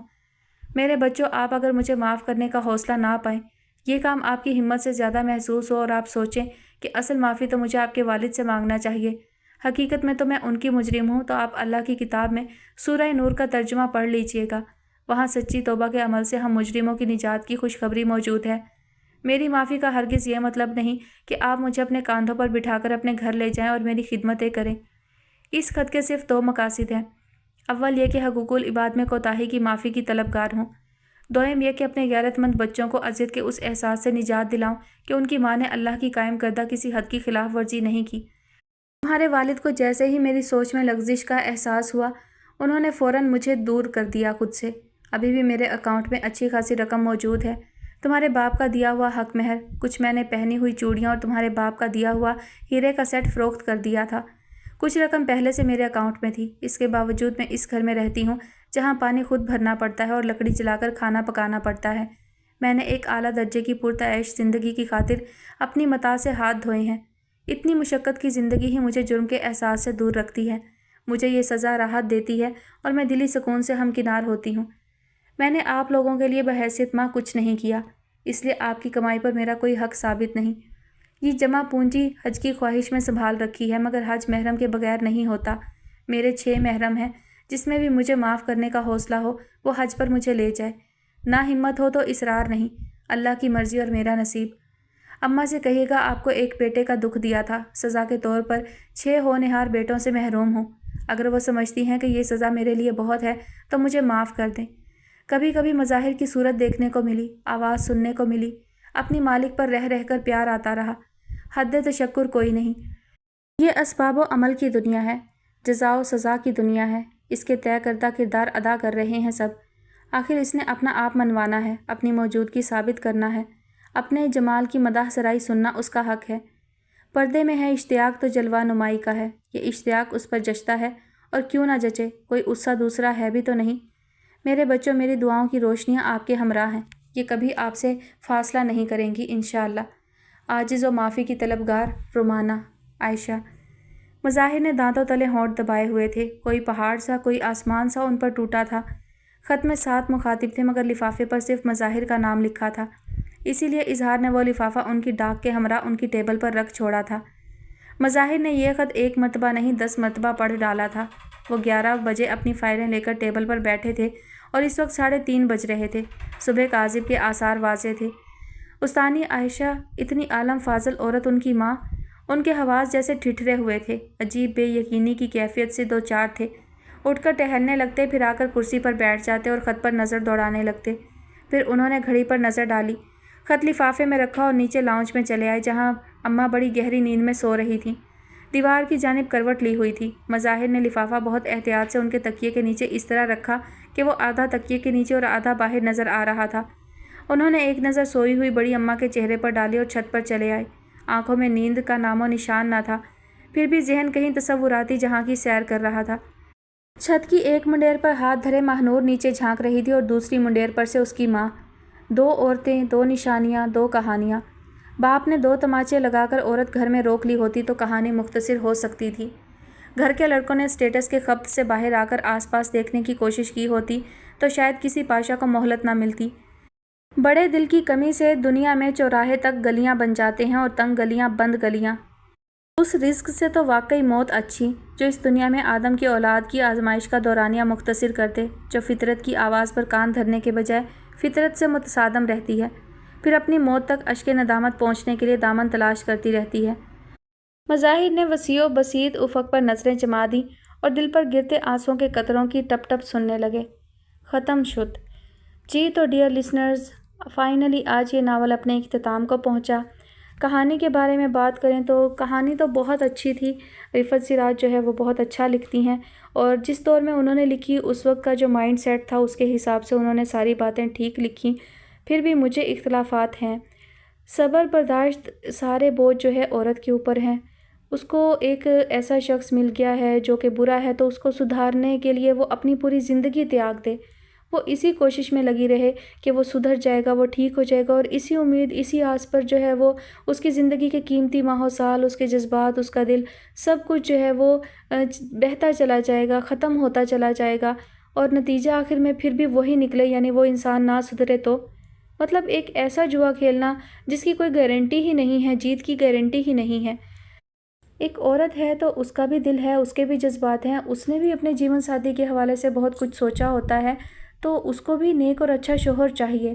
یہ تو کوئی بات نہیں ہوئی نا کہ ایک برا شخص ہے اور اس کو نیک اور اچھی اور پارسا بیوی چاہیے، وہ اس کا غرور ہے، سب کچھ ہے، مان لیا، ہاں ہوتا ہے ایسا، ہر مرد کو ایسی بیوی چاہیے ہوتی ہے، لیکن ایک بیوی کو بھی تو ایک شوہر چاہیے ہوتا ہے نا، اس کے بھی ذہن میں کوئی خاکہ ہوتا ہے، اس کی بھی کوئی خواہشات ہوتی ہیں۔ تو مرد نے تو جو چاہا وہ پا لیا، وہ کر لیا، لیکن عورت کو یہ کہا جائے کہ صبر شکر سے جو مل گیا ہے اس کو ہی سنوارو، اس کے ہی ساتھ گزارا کرو۔ اس بات کی گارنٹی کون دے گا کہ وہ انسان سدھر جائے گا؟ اور جب تک وہ سدھر جائے گا اس وقت تک اس عورت کا کیا ہوگا؟ مطلب عورت کو تو ویسے ہی کمزور مانا جاتا ہے نا، جذباتی طور پر بھی، ویسے بھی ہر طرح سے، تو وہ عورت کہاں تک سٹرگل کر سکتی ہے، کہاں تک سفر کر سکتی ہے، اور اس سفر کرنے میں وہ خود ختم ہو جائے گی۔ تو یہاں سے مجھے تھوڑا سا اختلاف ہے، باقی انہوں نے بہت اچھے سے وضاحت کی ہے بہت ساری چیزوں کی، اور 2 طرفہ باتیں کی ہیں، مطلب ایسا نہیں ہے کہ انہوں نے ماہنور کے جذبات کو جو ہے وہ اگنور کیا ہو، اس کے بھی جذبات کی عکاسی کی ہے، اس کے بھی جذبات کو بیان کیا ہے، اور مجھے بہت اچھا لگا کہ ماہنور نے ریئیکٹ کیا، پاشا جو بھی کچھ کر رہا تھا ماہنور نے اس پر ریئیکٹ کیا، اس نے سٹینڈ لیا، تو یہ بہت اچھا کیا، ایسا ہی کرنا چاہیے، اپنے حق کے لیے بولنا چاہیے، آواز اٹھانی چاہیے۔ باقی کہانی اچھی تھی لیکن مومل کے ساتھ اچھا نہیں ہوا، مومل کے ساتھ جو کچھ ہوا وہ بہت دکھی کر دینے والا تھا، لیکن یہ بات بھی ٹھیک ہے کہ ایک انسان جب کوئی گناہ کرے، کوئی غلطی کرے، پھر اس پر نادم ہو اور معافی کا طلبگار ہو تو بے شک اللہ بھی معاف کر دیتا ہے۔ ہاں وہ انسان غلط ہوتا ہے جو ایک گناہ کرے پھر اس پر نادم بھی نہ ہو، بلکہ اس پر فخر کرے، اسے فخریہ بیان کرے اور بار بار اس گناہ کو دہرائے، تو یہ جو ہے غلط بات ہوتی ہے۔ تو مون سے ہو گئی تھی غلطی، لیکن وہ ٹھیک ہے کہ وہ معافی کا بھی طلبگار تھا، اسے گلٹ بھی تھا، لیکن پھر بھی مومل کے ساتھ اچھی خاصی زیادتی ہو گئی اس سارے سلسلے میں۔ اس کو ماں باپ بھی نہیں ملے، اس کو اس کی اولاد بھی نہیں ملی، اور شوہر بھی، وہ تو اب سب کہنے کی بات تھی نا کہ اس کی اچھی شادی کرا دی جائے، اس کو سپورٹ کیا جائے، وہ ساری باتیں ایک طرف ہیں، لیکن اس کے ساتھ زیادتی ہو گئی۔ ماہنور کے ساتھ بھی یہ ہوا کہ اس کو اس کی فیملی واپس نہیں ملی۔ اس دور کے حساب سے یہ بات ایک حقیقت ہے۔ واقعی اس دور میں کیا ابھی بھی ایسا ہی ہوتا ہے کہ جو لڑکی گھر سے بھاگ گئی یا چاہے اغوا ہی کر لی گئی، زبردستی لے جائی گئی، تو جلدی سے اس کو گھر والے، اس کی فیملی والے اسے دوبارہ سے قبول نہیں کرتے، حالانکہ اس پر ظلم ہوا ہے، اس کا خود کا تو کوئی قصور نہیں ہے۔ اگر کوئی اسے اٹھا کر لے گیا ہے اور اس کے ساتھ زیادتی کی گئی ہے تو پھر وہ کیا کر سکتی ہے اس میں؟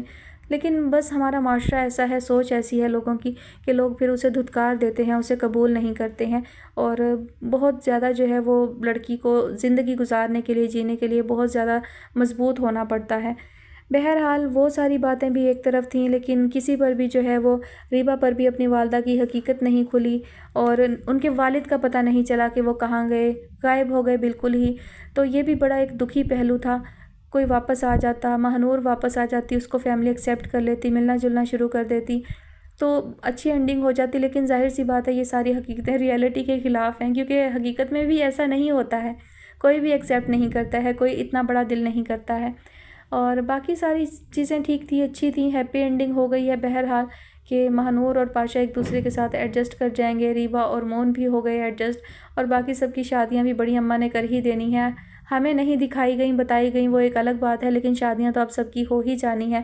کہانی بہت طویل ہو گئی تھی، کھینچی بہت ہے، بہت ساری چیزوں پر مجھے اختلاف تھا، لیکن اب مجھے فی الحال وہ چیزیں، وہ باتیں یاد نہیں ہیں۔ جب بہت طویل ناول ہوتا ہے تو بہت سارے پوائنٹس جو ہیں وہ ذہن سے نکل جاتے ہیں، تو وہ میرے بھی ذہن سے نکل گئے ہیں، فی الحال میرے دماغ میں نہیں ہیں۔ البتہ مظاہر کا کردار بہت مثبت رہا، ان کی بہت ساری باتوں سے بھی اختلاف رہا مجھے، انہوں نے ماہنور کے ساتھ جس طرح کا بیہیویئر رکھا تو وہ غلط بات تھی، انہوں نے بہت غلط کیا تھا، مجھے بہت برا لگا تھا اس وقت جب انہوں نے ریبا کے شوہر کو بچانے کے لیے، مون کو بچانے کے لیے ماہنور کو حوالے کر دیا تھا پاشا کے۔ لیکن بہرحال کہانی بننی تو اسی طرح تھی، آخر تو ماہنور کو پاشا کی طرف ہی پلٹنا تھا کہ وہ اس کی بیوی تھی، ایسے نہیں تو کسی اور طرح سے حادثاتی طور پر بہرحال وہ انہیں مل جاتی، گمنامی کی زندگی تو نہیں گزار سکتی تھی وہ۔ بہرحال آپ سب کو کیسی لگی کہانی، کامنٹ سیکشن میں اپنی رائے کا اظہار ضرور کیجیے گا۔ کوئی پوائنٹ مجھ سے مس ہو گیا ہو تو آپ لوگ توجہ دلائیے گا، تنقید کریں، تعریف کریں، جو بھی کریں، آپ کو جیسا بھی ناول لگا کامنٹ سیکشن میں ضرور بتائیے گا۔ انشاءاللہ بہت جلد کسی نیکسٹ ناول کے ساتھ حاضر ہوں گی۔ بہت ساری فرمائشیں جو ہے میرے پاس جمع ہیں، انشاءاللہ ان میں سے دیکھوں گی کہ کون سی فرمائش اب پوری کی جا سکتی ہے۔ کہانی اچھی ہوگی تو انشاءاللہ ضرور شیئر کروں گی۔ تب تک اپنا بہت سارا خیال رکھیے گا، مجھے اپنی دعاؤں میں یاد رکھیے گا۔ اللہ حافظ۔